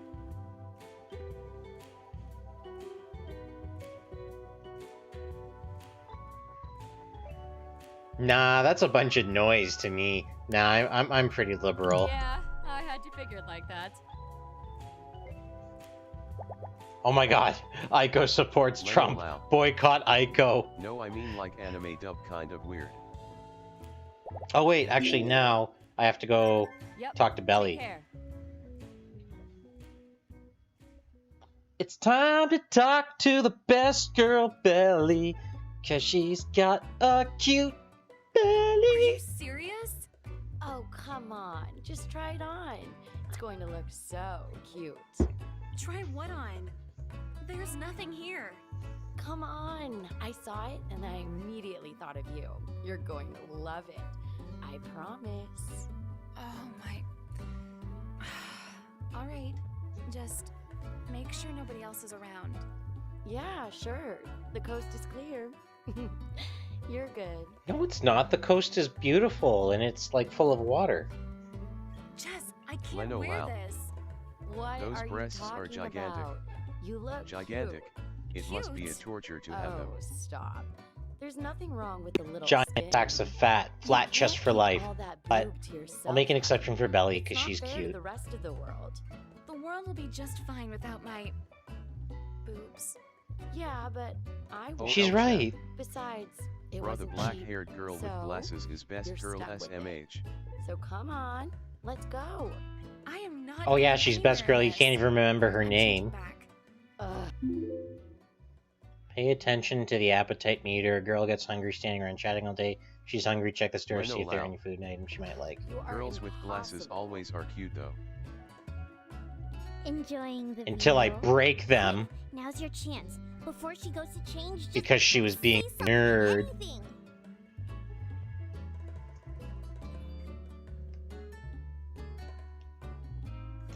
Excuse me, but if I don't stop you now, I'm going to regret it forever. Oh, jeez. Hi, sorry. I'm so embarrassed right now. My friend made me put this stupid thing on. Sorry. 1 second. Let me go change. Leno Lao says Kyonko as his avatar is using glasses. Yeah, it's called being a hypocrite. You should try it sometime. It's great. It means you don't have to have any responsibility, and you can backpedal anytime someone calls you out on stuff.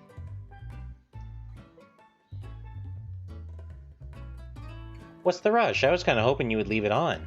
It's a little revealing, don't you think?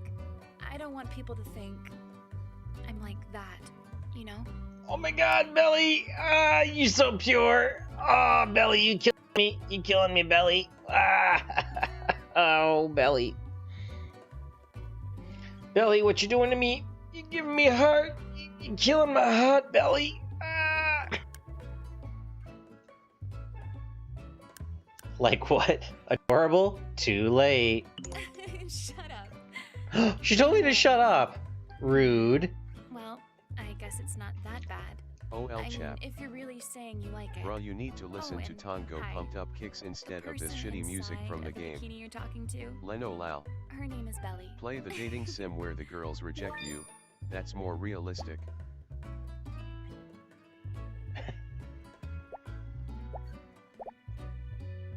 I've been wondering about something lately. Are you happy with your body? God no. I try to avoid going in rooms with mirrors. Well, if that's the way you feel. You look like like you have something to say. What's your favorite place to hang out? I really enjoy spending time at the park, I notice. I'll give her a naughty mag.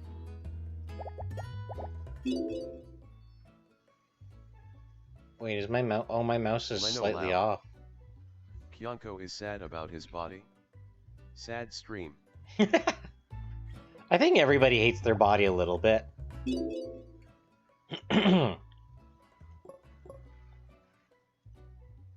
OL chap. Mommy me need go pee pee. I be back.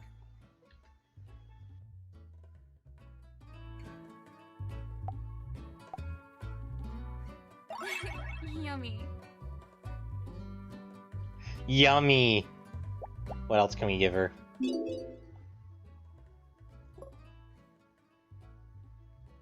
Leno Lal. Mommy, I got rejected. Please give support words. Rejection is only an opportunity to learn in disguise.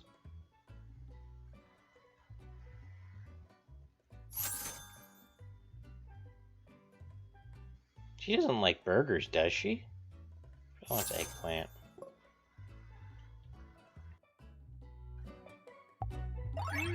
I should really eat more of these. Sure, I could go for a quick snack.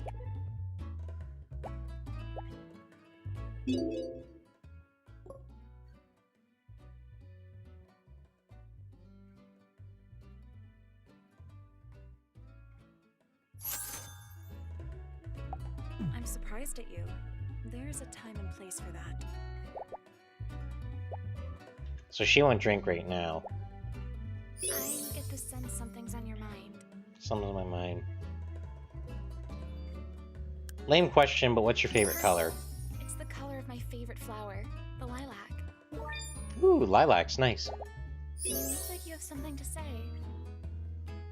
What would you say your main hobby I is? think it's weird, but I do meditation. It really helps clear my mind. I like meditation. I do meditation too. I want to ask you about a prior But I do like conversation. lazy What's my favorite color? backyard meditation where I sit in my chair, sip my morning coffee, and just like watch my garden. You just told me. You got it. Does she want to go on a date yet? That sounds lovely. I can't wait. She will. Yay! Date time.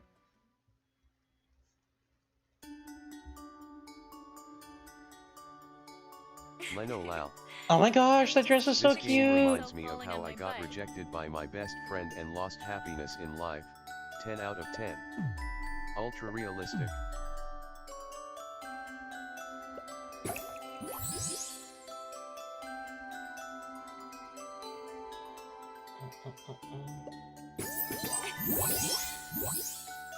OL chap. Bruh, imagine getting rejected once. I was rejected 3 times without me even asking them out. Oh, I gotta keep going here.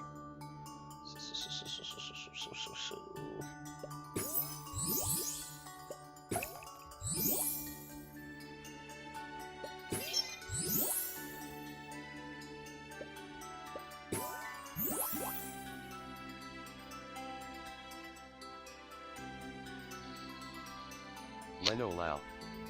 Yeah, but I grew with her and fantasized about life together and all. Mine one is worse. Wow. Wow. Excellent.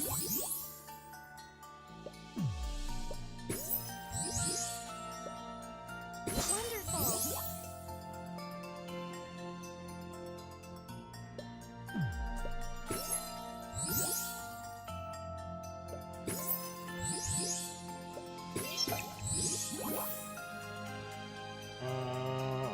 I want to get a hurt there. How can I get a hurt there? Let's try. Leno Lao. Oh, it's not a match for me. Yonko, you're running out of money. Get the credit card and buy some. I'm not running out of money. You're running out of money. Oh, I messed it up. Darn. Oh well.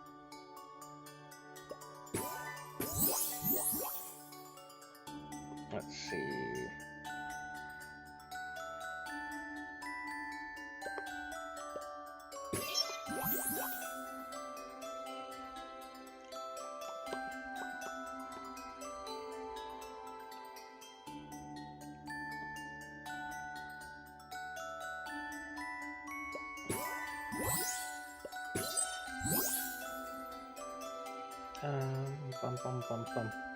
Leno Lau. Kyonko, you're going bankrupt. Please stop your addiction to connecting color gems games.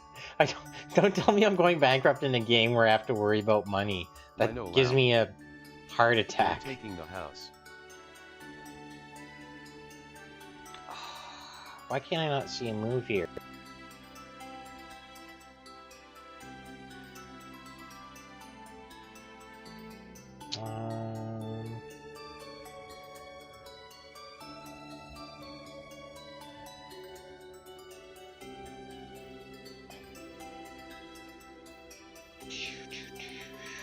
Leno Lau. I legit can't see a move. Kyonko, they're taking the dog. Please stop it. They're taking the dog. I'm supposed to make that move. Yeah, no kidding. Actually, I got rejected 4 times, twice by the same person. I imagined my future with her. We were best friends. Oh, fuck! And after she found out, she rejected me in the most dramatic way possible. Old chap, I've said before, don't give... What is it? Actually, I got rejected for.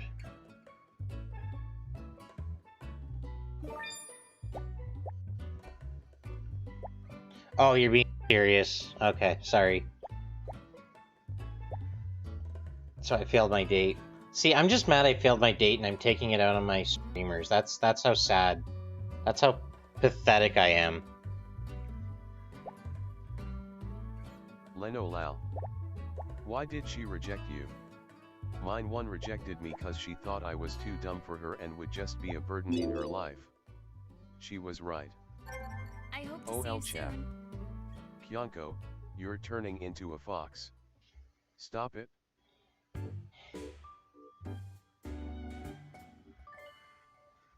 Hey, Lola. Oh, you... Oh, sorry, I'm skipping dialogue. Oh, you know what it is now that I realize? I'm hungry. I need to eat. You know you're supposed to check in with me as soon as you hit the ground. What should I do? I can't play and eat, and I gotta go heat some stuff up. I'm sorry, honey. Won't happen again. That's more like it. How have you been, my darling? Staying out of trouble? Well, I try, but trouble has a hard time staying out of me. Yeah, I should probably take a break anyways. So I take it work is good? Never better, but enough about me. Because it is... What's going on, girl? It's almost 2 a.m. here, so I need to eat. And then just relax and try and get to bed. Oh, excuse me. About it. I'd love to. OL chat. Eat on screen. You know. I just stopped in for a I'm not doing mukbang. Ugh, come on. You're not going to make me sit here and drink all by myself, are you? Rain check. I'll call you later this week. OL Girls' chat. night out all the way. We want to hear ketchup mixed with the coom. Get out of here already. Leno Lau. Love you, baby. Eat the stream. Okay, well, since you guys are gross, maybe we'll set it as like a sub goal or something. Total cougar too. I don't think you realize the gravity of the situation here. This is what separates the women from the girls. You've got to be aggressive. That nice girl shit isn't gonna cut it.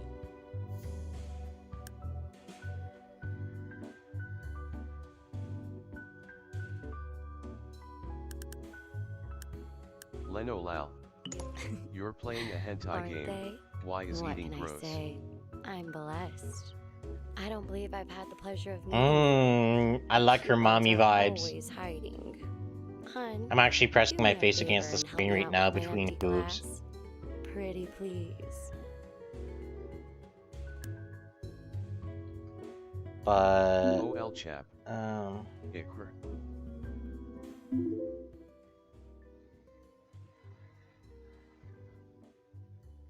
Leno Lau. Mad streamer. Oh, I have to upgrade my traits, okay.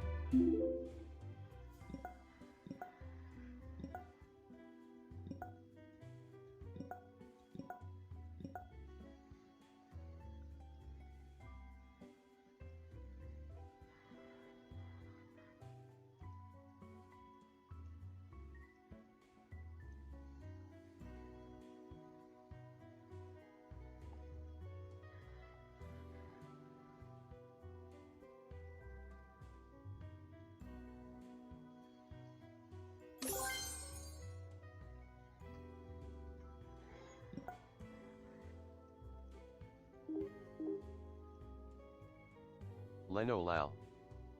This game actually makes me sad. OL chap. Oops. Kyonko, can you compliment us angrily? Compliment you... What is that?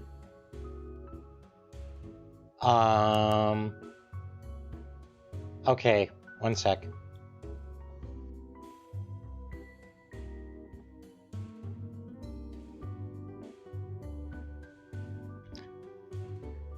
I can't believe you worms enjoy watching me. Don't you have anything better to do with your lives? But since you're attentive, I guess you can stay here for now. Just don't make any noise and don't do anything disgusting.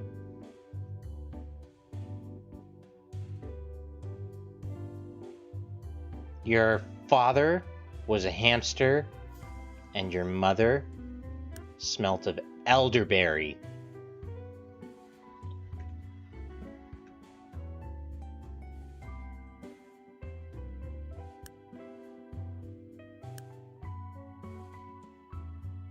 If I exit, will it save? I think it does.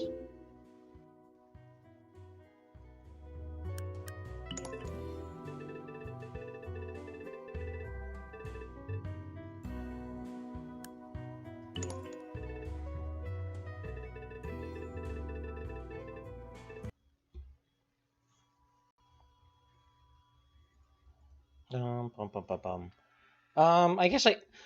Jeez, what do I have in my throat? Leno Lal. Kyonko, can you do a Kyonko moment? OL chap. Please don't joke about my parents.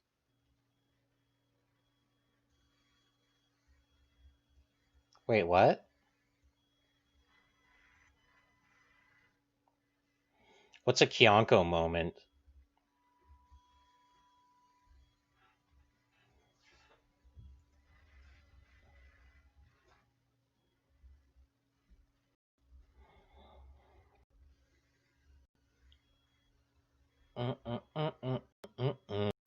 Leno Lal. He doesn't knows. So what do you guys watch while I go make my dinner?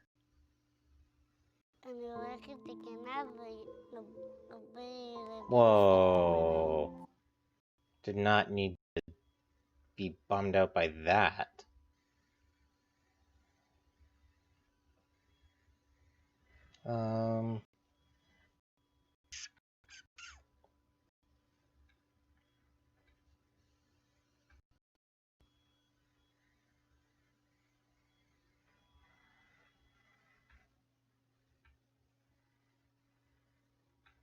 Leno Lal. OL chap, make me a mod. I don't think I can have mods yet. I don't think I have enough followers to do that. Leno Lal. I've been here for 40 seconds. I deserve it? Yeah, I would. I just don't think I can. I'll check OL after the stream. If I can, I will. Makes you a mod.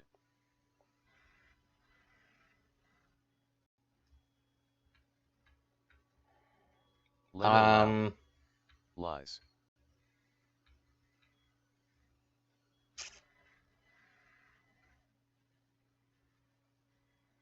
Oh, I should just do some weird history, guys. This guy's videos are great. Life in a castle looked like an episode of MTV Cribs. Provided you're one of the nobles, but it wasn't all feasts and festivals. Castles were dark, dank, smelly fortresses loaded with vermin and disease. Today we're exploring what life was really like in a medieval castle. If you were one of the lucky ruling class, you got to indulge in rich wine and the occasional hot bath. For the most part, there wasn't much comfort or relaxation to be found outside of going to church and torturing an enemy to death. Before we get started, be sure to subscribe to the Weird History channel. Oh, and that's not enough. Leave a comment to us and let us know what topics you would like to hear about. Leno Lal. I tried making a story about a woman in a medieval setting to impress a girl. Was a distant dream, which means there was no such thing as running water and absolutely no way to flush a toilet. Waste just collected in a big cesspool beneath the toilets, essentially No, making let every us watch. castle My a name giant is took porta 10 potty. hours. Now picture that porta potty on the hottest day of the summer. Maybe that's why everyone on Game of Thrones is so angry all the time. And it wasn't just the perpetual stench of feces making castle life stinky. No running water means no baths unless you are super rich. So all the servants in a castle were running around smelling as ripe as my old gym bag. On top of that, the servants couldn't afford medicine like lords and nobles could, so your average castle dweller was wandering around intensely ill and trying to make do with home remedies or praying to God it would go away. And hey, speaking of those toilets, privacy wasn't really a thing in castles unless you owned the place. So when you had to run off to the bathroom to do your necessaries, you'd be doing it on a long wooden bench with several holes cut into it in full view of your friends, co-workers, and really anyone else who happened to walk by. Again, there was no flushing, so your business would just drop down into a gigantic pit of horrors inside the castle. And let's hope you never accidentally dropped your wagon keys in there, because you might as well be throwing it into a septic volcano. You know how cramped the house gets when one or two relatives come to visit? You underestimate Multiply my that times power. 100, and that's what living in a castle was like. Castles required dozens of servants just to maintain the day-to-day workings, not to mention the several generations of the lord and lady's families living there and all of their personal servants and attendants. It was like living in a tiny cramped city, all serving the needs of a single family. We've all seen enough fantasy films and Disney cartoons to know that castles had dungeons where the lord and lady could throw criminals, political opponents, or really anyone who happened to offend them at any particular moment. What they tend to skip in the Disney films is that these prisoners were routinely tortured in grotesque ways. One popular method involved letting the prisoner be eaten alive from the inside out by hungry rats. Isn't that fun to watch? In addition to being just plain old sadistic, the common belief was that the extreme pain helped cleanse a person of their sins, which brings terrifying new meaning to the phrase, "This is for your own good." And while we're talking about rats, rats can be tricky to deal with even today, so imagine what it was like living in a gigantic, dark, damp castle with no modern traps or pest control. Rats were everywhere, and there really wasn't much you could do about them. You just sort of accepted rat infestation as a part of normal life, kind of like the Chevy Malibu of the day. After a while, you'd imagine people would get used to the rats, but many medieval folks were deathly afraid of them. Certainly didn't help that they were a popular instrument of torture, or that around this time they carried a plague that eradicated around half the population of Europe. At this point, it should come as no surprise that castle-dwelling folk like to stay sauced. Because the best way to get through a day inside an overcrowded, poo-smelling house of rat torture was with a mug of ale firmly in hand. The lords and ladies got to drink pretty much whatever they wanted, including fine wines, beers, and spirits, but the servants, they had to take what they could get. It was actually safer to drink alcohol than water, because most water you could find would be so contaminated, the TSA would confiscate it as a weapon. With all that drinking going on, you'd assume that most people in a castle wouldn't drag themselves out of bed until at least noon. And while that may have been true for the lords, servants had to get up to work as soon as the sun came up. Electricity obviously didn't exist yet, so sunlight was crucially important. Castles are dark places, even during the day, so the servants had to capitalize on every second of sunlight just to get their work done. Even if you didn't work in a castle, unless you were wealthy, odds are you worked as a merchant or a craftsman or laborer, so you had to be up at the crack of dawn if you expected to make any money. Contrary to popular belief, people like taking baths in medieval times as much as they do today. It's just that clean water was hard to come by, especially for the lower class. We really can't stress how important plumbing is. The tub itself was a cartoonishly giant wooden bucket that could be carried from room to room in the castle for people to bathe in. Didn't approach the definition of either hygienic or private, but at least you got to scrub off some of that castle funk. Castles were essentially giant basements with nothing in the way of insulation. They were designed primarily as fortresses rather than dwellings. So everything was made of cold stone, and what few windows there were didn't let in much sunlight. The lords and ladies would have the nicer rooms with fireplaces and windows, but the servants' quarters were often located in the lower interior of the castles, frigid, lightless warrens that were breeding grounds for diseases that thrive in the damp cold. At that point, I think I'd rather sleep outside. There was always something going on in a castle, whether celebrating some festival or holiday or entertaining a visiting noble family. So consequently, what's wrong huge, with you? extravagant I meals just were leaped the for norm 0.1 rather than the second. exception. If you were one of the cooks, you got to spend all day preparing the feast and then have your own meager meal in the kitchen. Meanwhile, the lords and ladies of the house would entertain their guests at a long wooden meal table with people seated according to their importance. The important people would be seated at the head of the table, while the servants would be tucked all the way in the back, out of sight. Because nothing ruins a meal like having to look at poor people. It's like going to the Waffle House after your wedding, but sadder.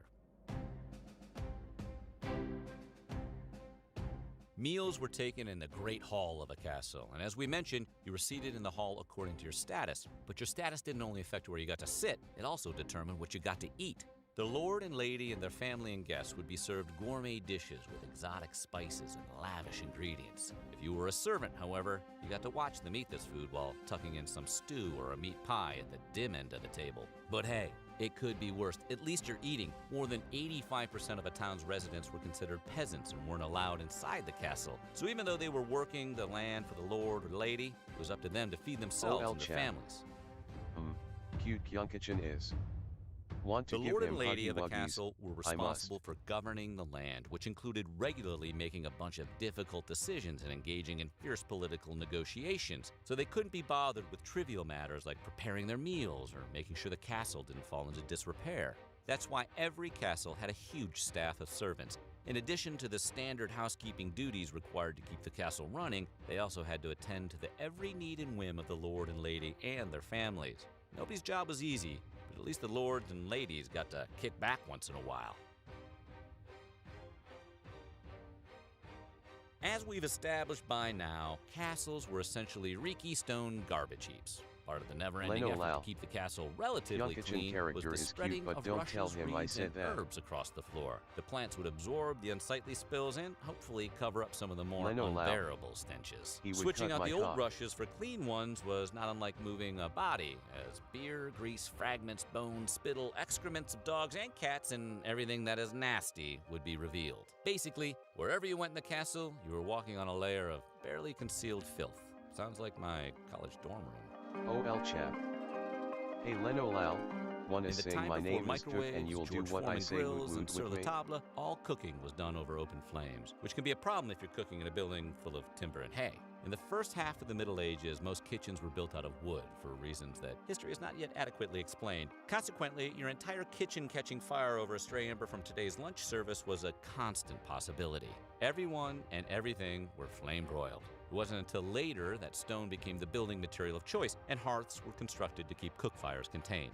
Oh, OSHA just liked this video. Every castle had an on-site chapel, so the lord and lady could attend morning mass. In fact, along with the Great Hall, the chapel was the defining structure of the castle. Everything else was constructed around those two primary rooms. If you lived in a particularly fancy castle, the chapel would be 2 stories, so that the lord and lady and their families could sit in the upper level and literally look down on the servants. Look at that poor person. So gross. The Middle Ages were tough, so much so that even the best-case scenario of living in a castle was pretty much a miserable experience.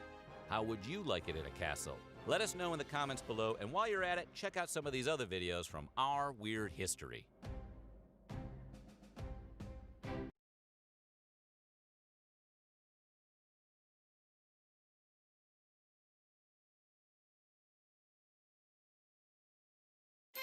While the United States of America has been polio-free since 1979, the disease had devastating effects on those unfortunate enough to contract it before the vaccine was discovered in the 1950s. One of the more severe-sounding treatments available was a staycation in a medical contraption called the iron lung. Daunting as it might sound, occupants in the lungs describe the experience as, you know, mostly okay. Today, we're looking at what it was like to be in an iron lung. But before we do, be sure to subscribe to the Weird History channel and let us know what archaic technology you would like to hear about. Now breathe deeply. My name is Duke and you'll do what I say woot woot. Polio weakens the nervous system. My name is Duke and you'll do what I say woot woot. No symptoms. There are the Please stop others spamming that. Fever, stomach upset, and pain. My name is Extremely Duke rare and you'll cases do of what I polio, say woot however, woot. that target the spine and brainstem can lead to the My real name is nasty Cook, and stuff. you'll do what I say. Numbness, stiffness, and even paralysis. A vaccine for the malady developed in the 1950s by Jonas Salk eradicated most cases of polio in our modern era. My name is But in Cook, the late and you'll 19th do what and I say. early 20th centuries, few treatments were available for people affected with the disease. Today, only 3 countries, Pakistan, Afghanistan, and Nigeria, have never stopped transmission of polio. The urban growth of the post-industrial revolution led to an outbreak of polio, with reports of 10,000 cases a year, thousands of which My name is proved Cook, fatal. and you'll do what I say. The disease seemed to hit babies, children, and the elderly the hardest, and doctors were left with few options on how to help victims. Children. Oh my gosh. Oh, whoops. Okay, I'm back. So I shouldn't laugh at this, but I'm going to. No, this is terrible, but this just reminded me of the those pictures of the Chad. I know he has his legs bent. Leno Lal. Stanky leg. Oh my gosh. This is terrible, but so you see it's like Leno Lal. She's doing the stanky leg. So you see it's not just me, it's like anyways.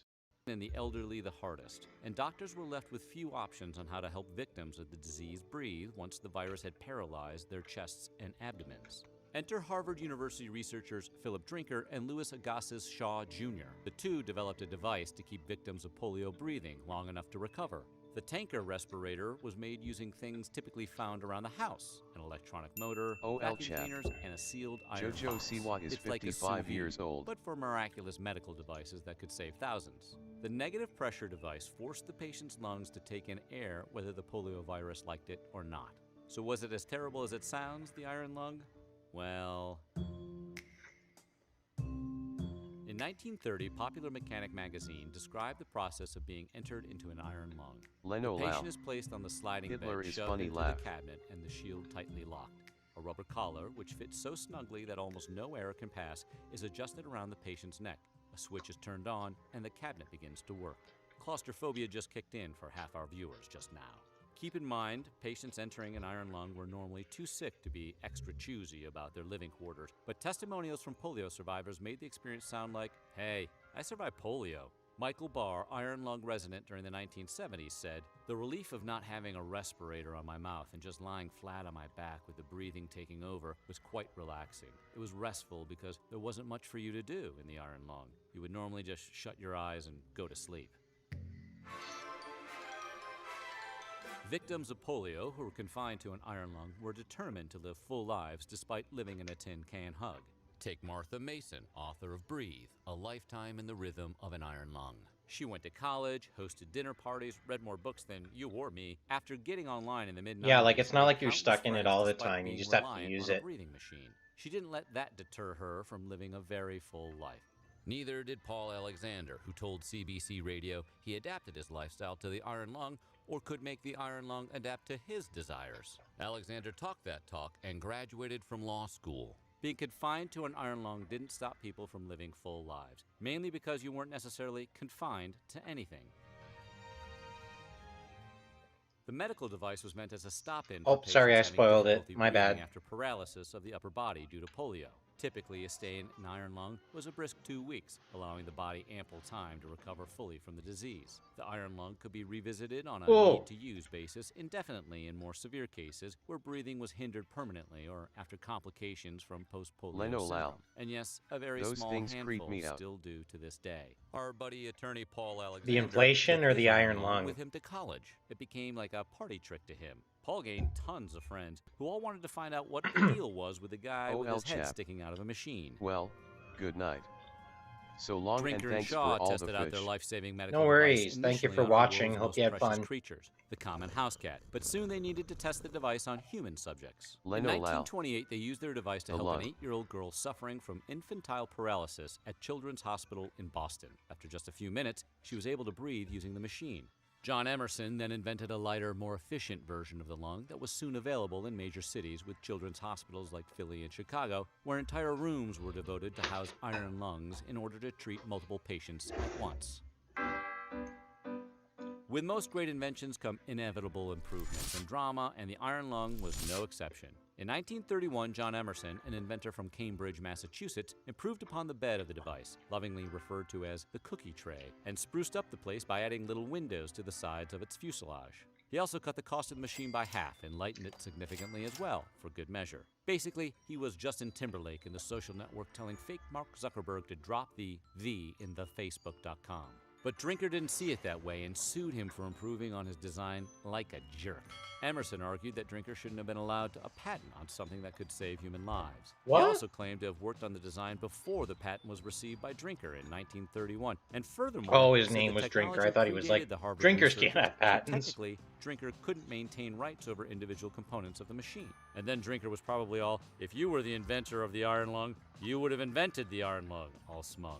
Emerson made a better case and in the end, won, nullifying Drinker's patent and becoming the gold standard of lung model design forward. Every time a VSPNG appears, I imagine an X-ray from Mortal Kombat and her bones breaking. He charged about $3,600. The price was eventually lowered once Emerson pounced and brought a cheaper, better design into the fold. But even then, he was charging $1,500 and took royalties on each one sold. Emerson's sleeker design was still pretty pricey, costing a chunky $1,000 per machine, pricing out the plebeians and causing most iron lungs to land, understandably, in hospitals. The 1930s were notoriously not the greatest time to be alive in America, and after massive unemployment, very few could afford the device during the Great Depression. Eventually, Franklin D. Roosevelt founded the National Foundation for Infantile Paralysis, renamed in 1938 to the March of Dimes. Yes, the March of Dimes. And that organization took the lead in helping those suffering I did with charity polio for them pay once. The medical care they needed to survive, including access to the iron lung. As more and more people spent time in the lung, more and more people came up with unique ways to pass and enjoy the time. Some installed mirrors into the device to keep up with the world around them. It's like a shame it was invented in a time where, like, video games would have been the best thing ever for people stuck in there. Read in reverse. Presley, along with polio survival Marshall Barr, also had frames installed above the head to hold books and other reading materials. Though Barr okay, but what do you do when you got to turn the page? Pages still had to be turned somehow Leno without Lau. arms. Author Mark O'Brien found a way around it. Inside He used one a of those. foot-long stick to communicate, turn pages, move nearby tables, and you know all the fun stuff you do to pass the time. A foot-long stick can't help you put a foot-long sub in your mouth, however, so lung living meant relying on others for basic everyday needs like eating food or changing clothes. Since the head is exposed, you can eat in a lung, but swallowing can be a bit tricky, as Marshall Barr pointed out. Leno Lau. Since a person was flat on their back, How they do really you needed to be masturbate careful inside when the iron swallowing. lung? Swallow in rhythm with the machine because it's pulling on the diaphragm and then pushing it out again. Patients had to wait until the iron You just lung turn it breathed from out to swallow. the blow Sounds to suck methodical. function. Jim Costello remembers the process and the attendants who changed his clothes less than fondly. Changing my pajamas or the sheets was carried out by a team of nurses who had everything prepared beforehand. They would work very quickly to do what was necessary, monitoring me carefully. It would take a number of sessions of opening the lung and pulling my stretcher bed in and out to get the task done. It was a nightmare. Gary Presley had a different experience with food and morale in the lung, figuring if living required being locked in a metal tube, maybe living wasn't for him. With his body deteriorating and an overall decline in physical activity, he didn't want to eat. According to his own testimonial in his book, 7 Wheelchairs, A Life Beyond Polio. Canned in the iron lung, I had become a withering, wasting mass of insecurities, apprehensions, and depression. The desiccated body housed in the great machine needed minimum fuel, and minimum fuel produces little waste. I don't remember refusing to eat, I simply didn't care. I remember spoons pressed against my lip, but I did not take them. I was not hungry. Patients had to learn how to rely on others to tend to the most basic of human needs. Arms were confined inside a chamber that worked mostly by remaining nice and sealed. Opening the portal windows along the sides to move an arm and a leg or apply hot packs to an achy body could lead to respiratory distress. Patients had to be helped to use the bathroom. Sounds like a great experience overall for everyone involved. Earlier, when we mentioned attorney at law Paul Alexander hauling his iron lung into his dorm room, we probably should have mentioned that these bad boys weighed hundreds of pounds. Not exactly the most convenient thing to rely on to live. These life-saving metal miracles, comprised of tubes, motors, and metal, weighed up to 800 pounds. The size and scope of this guy made things tricky in portability and accessibility and contributed to the stigma of being Kind of treated blows by your one. mind to think When that Peg some Parrott thought people about her don't see life in videos the like iron this lung and after are like, getting oh yeah, I polio don't in need her youth, vaccines. she burst into tears at the Polio, thought well, of living in the device she called if I the get gray polio, I get octopus ready to polio. swallow me at any moment. Understandable. I think we'd all burst into tears at the prospect of being eaten alive by a giant sea creature. For others, though, like Larry Alexander, he welcomed his new overlord, the Iron Lung. He saw his new living quarters as sure monstrous, but also as angels Sitting on a park the weight bench. of the Iron Lung was nothing compared to the unbearable weight of his chest he felt before being put in the machine. Oh no, that's Aqua Lung, not Iron Lung. Over time, the Iron Lung was reworked with new technology that allowed for a sleeker and cheaper design. Since the Iron Lung was a negative pressure ventilator, meaning it works by lowering pressure around the lung cells, it required bulky, clunky machine designs. Positive pressure ventilators, however, raise the pressure in the airwaves, which can be accomplished with much more compact tubes and nasal or facial masks. The 1950s and 60s brought changes to our nation as a whole, And they but make also you to the lung. positive. Negative pressure machines were whittled down to be less bulky and more like body armor or jackets. Positive pressure technology also led to greater use of face masks. Once polio vaccines lowered the number of cases substantially, the demand for the Iron Lung decreased along with it. 1,200 people in the United States were using iron But the lungs usage in of the word 1959 Iron Lung compared to became 39 in 50% more metal. 2004, and perhaps as little as 3 people by 2017. People still experiencing complications from polio still find the negative pressure machine to work best for them, even though parts for the lung are becoming increasingly rare. Parts for mostly antiquated medical devices aren't easily Virgin found Iron on Lung eBay. vs Chad So Iron how do you Armor. feel about the Iron Lung? Let us know in the comments below, and while you're at it, check out some of these other videos from our weird history.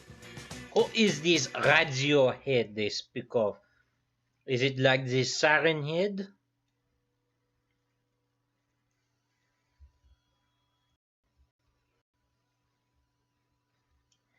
I will not get Grammarly. San Francisco's hottest tourist attractions these days are a big red... The Jersey Shore shark attacks of 1960 Jersey were Shore. so unexpected, so sudden, and so violent that they stuck in the public eye like a splinter. And What's that last one? So sudden and so violent. Arm possesses comb. Oh, armed posses comb coast. That they stuck in the public eye like a splinter and never really left. The Matawan man-eater, as the shark was called, claimed between 3 and 5 human lives before the killings finally stopped. And by that time, the word shark had taken on a dark significance among beachgoers. Today, we're looking at the shark story that inspired Jaws. But before we do, be sure to chum our waters and subscribe to the Weird History channel and dangle some comments into the fray. Okay, let's get started. Once upon a time, there was a killer shark that I'm the last terrorized viewer. the shores of the Garden State for 12 You horrible win! days. Hooray! Chief Brody's shark story, while not as soul-punishing But as yeah, Clint's, is no less oh no, true. there's, it says there's some other people I'm watching. worried that if I go, you will start playing the dating sim again. He was Who swimming else in the is Atlantic watching? one hot July day when a shark took a bite out of his leg and Yeah, it fatally says that severed people are his watching, femoral so I don't artery. know. The creature was bizarrely aggressive, following a stolen prize as rescuers dragged it to shore. The whole thing was just so darn weird, officials declared, that it could only have been a freak accident. 5 Hey, days later, bellboy it's not nice to call Charles sharks Brewer met freaks. victim number 2, leaving his friends with these chilling final words. A shark bit me, bit my legs off. Bit my The legs shark off. abandoned the beach for the calmer waters of nearby Matawan, a charming little burrow straight out of Huckleberry Finn adventure. In the town's freshwater creek, he would find his next 3 meals, all prepubescent boys with wooden hoops and broom switches. 11-year-old Lester Stillwell went first. He told his friends to watch him float. Instead, they looked on in horror when he bobbed up and down like a jack-in-the-box as the shark, whom we're We beginning to all think may have been float Pennywise the down Clown all here. along, went about the messy business of eating him and then making him float. 24-year-old Stanley Fisher jumped in like Yo, Superman float and tried to help the too! distressed boy back to land, but no one told him there was a 300-pound shark swimming around in there too. He had to find that one out for himself. Making for the ocean again, the shark had one more for the road, Joseph Dunn, age 12. This time he satisfied himself with only a drumstick though, and Joseph survived. Now the people of Matawan knew there might be a shark in the creek before this happened. A grizzled old sea captain saw the sharks swimming in from the ocean, but when he tried to warn the town, they decided that it was impossible, and they blamed his visions on the heat. You're crazy, old man. There is no such thing as a man-eating shark. Great white shark attacks That's in the U.S. just are Antifa not very propaganda. common. They're more likely to be killed by bees than sharks, and most shark attacks aren't fatal. We know this is going to come as a shock, but what happened in Jaws is not at all typical of shark attacks. After 5 attacks in less than 2 weeks, the hunt was on. The ocean soon teemed with mobs or schools of fishermen armed with dynamite and eager for vengeance and glory. Now, they had no idea what kind of shark they were even looking for, but they certainly weren't going to just kill all the sharks and let God sort out the rest. Holy mission. Folks were beginning to think of sharks as actual avatars of evil. Lion tamer / taxidermist. Oh yes, friends. An American shark in London. Schlesser. While he was fishing in Raritan Bay, an 8-foot shark tried like hell to sink his boat. He managed to keep it afloat, finally stabbing the shark to death with a broken oar like a boss. Dr. Frederick Lucas, the hooper of this tale, dissected it to study the contents of its stomach.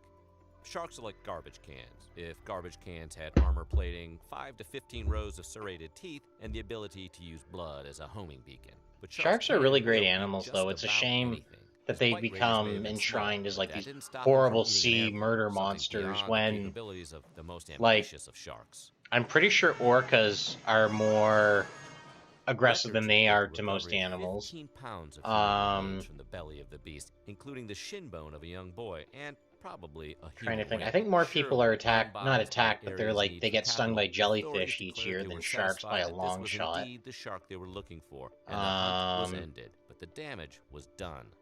Oh, what's another dangerous water animal? I mean, I guess if you count like seafood poisoning, that's like another form of dangerous fish consumption. That sharks not only would not, but most of the time could not kill human beings, despite the fact that we're all soft, fleshy meat sticks that can't breathe water without getting very, very dead. Word of the odd occasional attacks circulated, but these were dismissed as tall tales. And yeah, it's like ballsier customers even went so far as to try to get sharks to attack. Getting attacked by a shark is like being attacked by bees, you know? It's don't do super great with human aggression. Not actually that common, and if it does happen, it's because you probably exposed yourself to them in a way that, you know, they thought you were dangerous or a target. Or another big sea critter. They were more than willing to pin the whole thing on, seriously, a giant turtle than accept that sharks could eat people. It was not until the body count began to climb with witnesses that scientists began to realize they were chasing a shark. If all of this sounds a little bit familiar, it should. The story was so violent, so unexpected, and so important to the way we view sharks that it helped writer Peter Benchley bring his chilling story to life. Jaws was published in 1974 after Benchley saw a photo. After this video, I'm probably going to end the stream. In 1964. Like the movie, the novel references the 1916 attacks, and although he adamantly maintains they were not his initial inspiration for writing the book, they had a big hand in how it was written. Unlike the movie, the behavior and types of attacks detailed in the book closely mirror many things that happened in real life, way back in 1916. Without the Jersey shark attacks of 1916, our fears of sharks would not have been so grippingly visceral, and stories like Jaws would not likely have been so terrorizing or successful. So, you know, silver lining? Oddly, Peter regrets writing his famous book. While it brought him fame and fortune, he didn't really know much about sharks at the time, relying on the events of 1916 to model proper shark behavior. Wouldn't it be funny if it turns out, like, the reason why sharks in that area developed a taste for human flesh was, like, some mafia thing or something of them dumping bodies in the water? So the sharks, like, get used to human body shapes or eating human flesh? Because of the mafia. When the movie Jaws came out, its impact may not have been as severe as that of the New Jersey attacks, but there was still a serious impact. The stigma against sharks was revived in glowing color, especially against great whites. The movie portrayed sharks as vengeful and as actively seeking out human flesh to munch. The sharks made a mafia and the humans were in their turf. Believe it and began to see sharks as evil. More than that, they were less likely to vacation near beaches the summer after Jaws was released. I know, I'm just a shark fanboy. I love them. I think they're beautiful animals. As well. Fishing contests about who could kill the biggest shark sprang up all along the coasts. Shark populations fell as much as 50% in some locations and up to 90% in one case. As they had in 1916, sharks were seen as perpetual villains, and the stigma lingers. The shark became gangsters. This is where the story should end, but a lot of questions have been raised over the years about the It's shark sad that too, committed because a these lot of acts. shark populations Great are whites in don't decline. go nosing around for food in creeks, and it is very rare for a single shark to kill so many people, especially in such a short period of time. It's been suggested that the killings were not done by one shark, but by a group or shiver, which would go a long way toward explaining why they happened so rapidly in multiple locations. Maybe Schleicher's shark was the fall guy. The shark would also have had the power to be in several places at once. There's a horrifying thought. Witnesses reported seeing sharks in multiple locations over very little time. That could have been partially due to hysteria over the deaths, but after what happened in 1916, it's probably a bad idea to write them off again. It's also been suggested that the shark was not a great white, but a bull shark, which have been known to be more aggressive towards people and are now well known for their attacks, as well as being capable of traveling through salt and fresh water. The waters of a creek, for example. In the end, all the details about this weird spree of shark attacks may never be known. What is known is the impact these events had and how it still affects the public's perception of sharks to this day. With his tacky suit and deliberate obtuseness, the mayor of Amity Island is a character we love to hate. Tomorrow's the 4th of July, and we will be open for business. But he had a valid point. Resort towns like Amity and the Jersey Shore depend on tourists for survival. Whether Schleicher's shark was a serial killer or just got really peckish one day, the vicious attacks changed the lives of not only the 4 victims and their loved ones, but everyone in business on the shore. Beaches closed, bringing the economy to a standstill. Yeah, because I guess a lot of Jersey Shore is now relegated to like buffet beach lines for sharks. These once land territory. lost their glamour and fell into decay. Resort owners estimated a total loss of over $250,000. Boy, that doesn't sound like much, but it was in 1916, right? Even after the offending shark was, in theory anyway, caught, people tended to avoid the beaches, not terribly eager to find out firsthand. Some enterprising businesses had a go at embracing the legend, promoting art that showed smiling sharks to promote a child-friendly environment. But some resort towns just shut down, unable to pull in enough money to get by. It's been over 100 years since then, and folks still know Matawan as that town where 5 people got eaten. Some people have even argued that the attacks and deaths tanked President Woodrow Wilson's campaign for re-election. As the beachfront communities rotted away, the voters there were understandably less than stoked to vote for him again. That's probably a good thing though, because Woodrow Wilson he has some issues we might go through sometime. Trash cans. They're perfect. Definitely a bit of a shade president, not dead little eyes. It might be a bit less creepy. Yeah, well, we can go over him sometime if people are interested. Hanging around and eating people is not your typical shark's MO. Sharks are far more likely to stay away from humans, and they certainly do not go out seeking human flesh. We're pretty scary and we don't taste super great. Sharks are predators of opportunity and prefer to grab what they can get and haul ass out of there if things get too exciting. You're more likely to get hurt stepping in a hole at a beach, be killed by bees, be kicked or gored to death by a deer, or even savaged by a cow than you are to end up a shark snack. It's the sharks that really ought to organize. Humans kill millions of them every year, to say nothing of the garbage we dump in their backyard. Even on the sea, we're apex predators. If a shark does decide to come at you, you have a pretty good shot at not getting eaten. The vast majority of shark attacks end in minor injuries, and while pants-loadingly frightening, rarely leave more than a mental and physical scarring. Seldom do more than 1 or 2 shark attacks result in serious injury or death. The fact that the 1916 killings are ones we're still talking about today just goes to show how few of these shark attacks are man-eaters. So before you go the way of the chief, rest assured, you're more likely to end up in a confrontation with the business end of the jellyfish if you brave the ocean than you are a killer shark. So will you be dipping your toes in the ocean this year? Let us know your biggest fear, and while you're at it, check out some of these other videos from our weird history.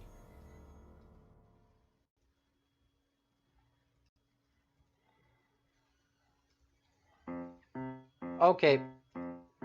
Well, that's it. Stream is over. Everybody out. Go.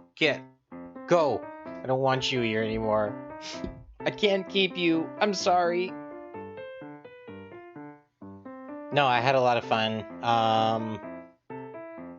Yeah. I'll try and play some more games in other streams. But yeah, I like you guys recommending or suggesting things for me to play and do, so thank you guys again for making this really fun and interactive, and I look forward to the next time we do a stream. probably sometime tomorrow. Anyways, you guys take care. I love you all, and you all be safe and happy. Take care. Bye-bye.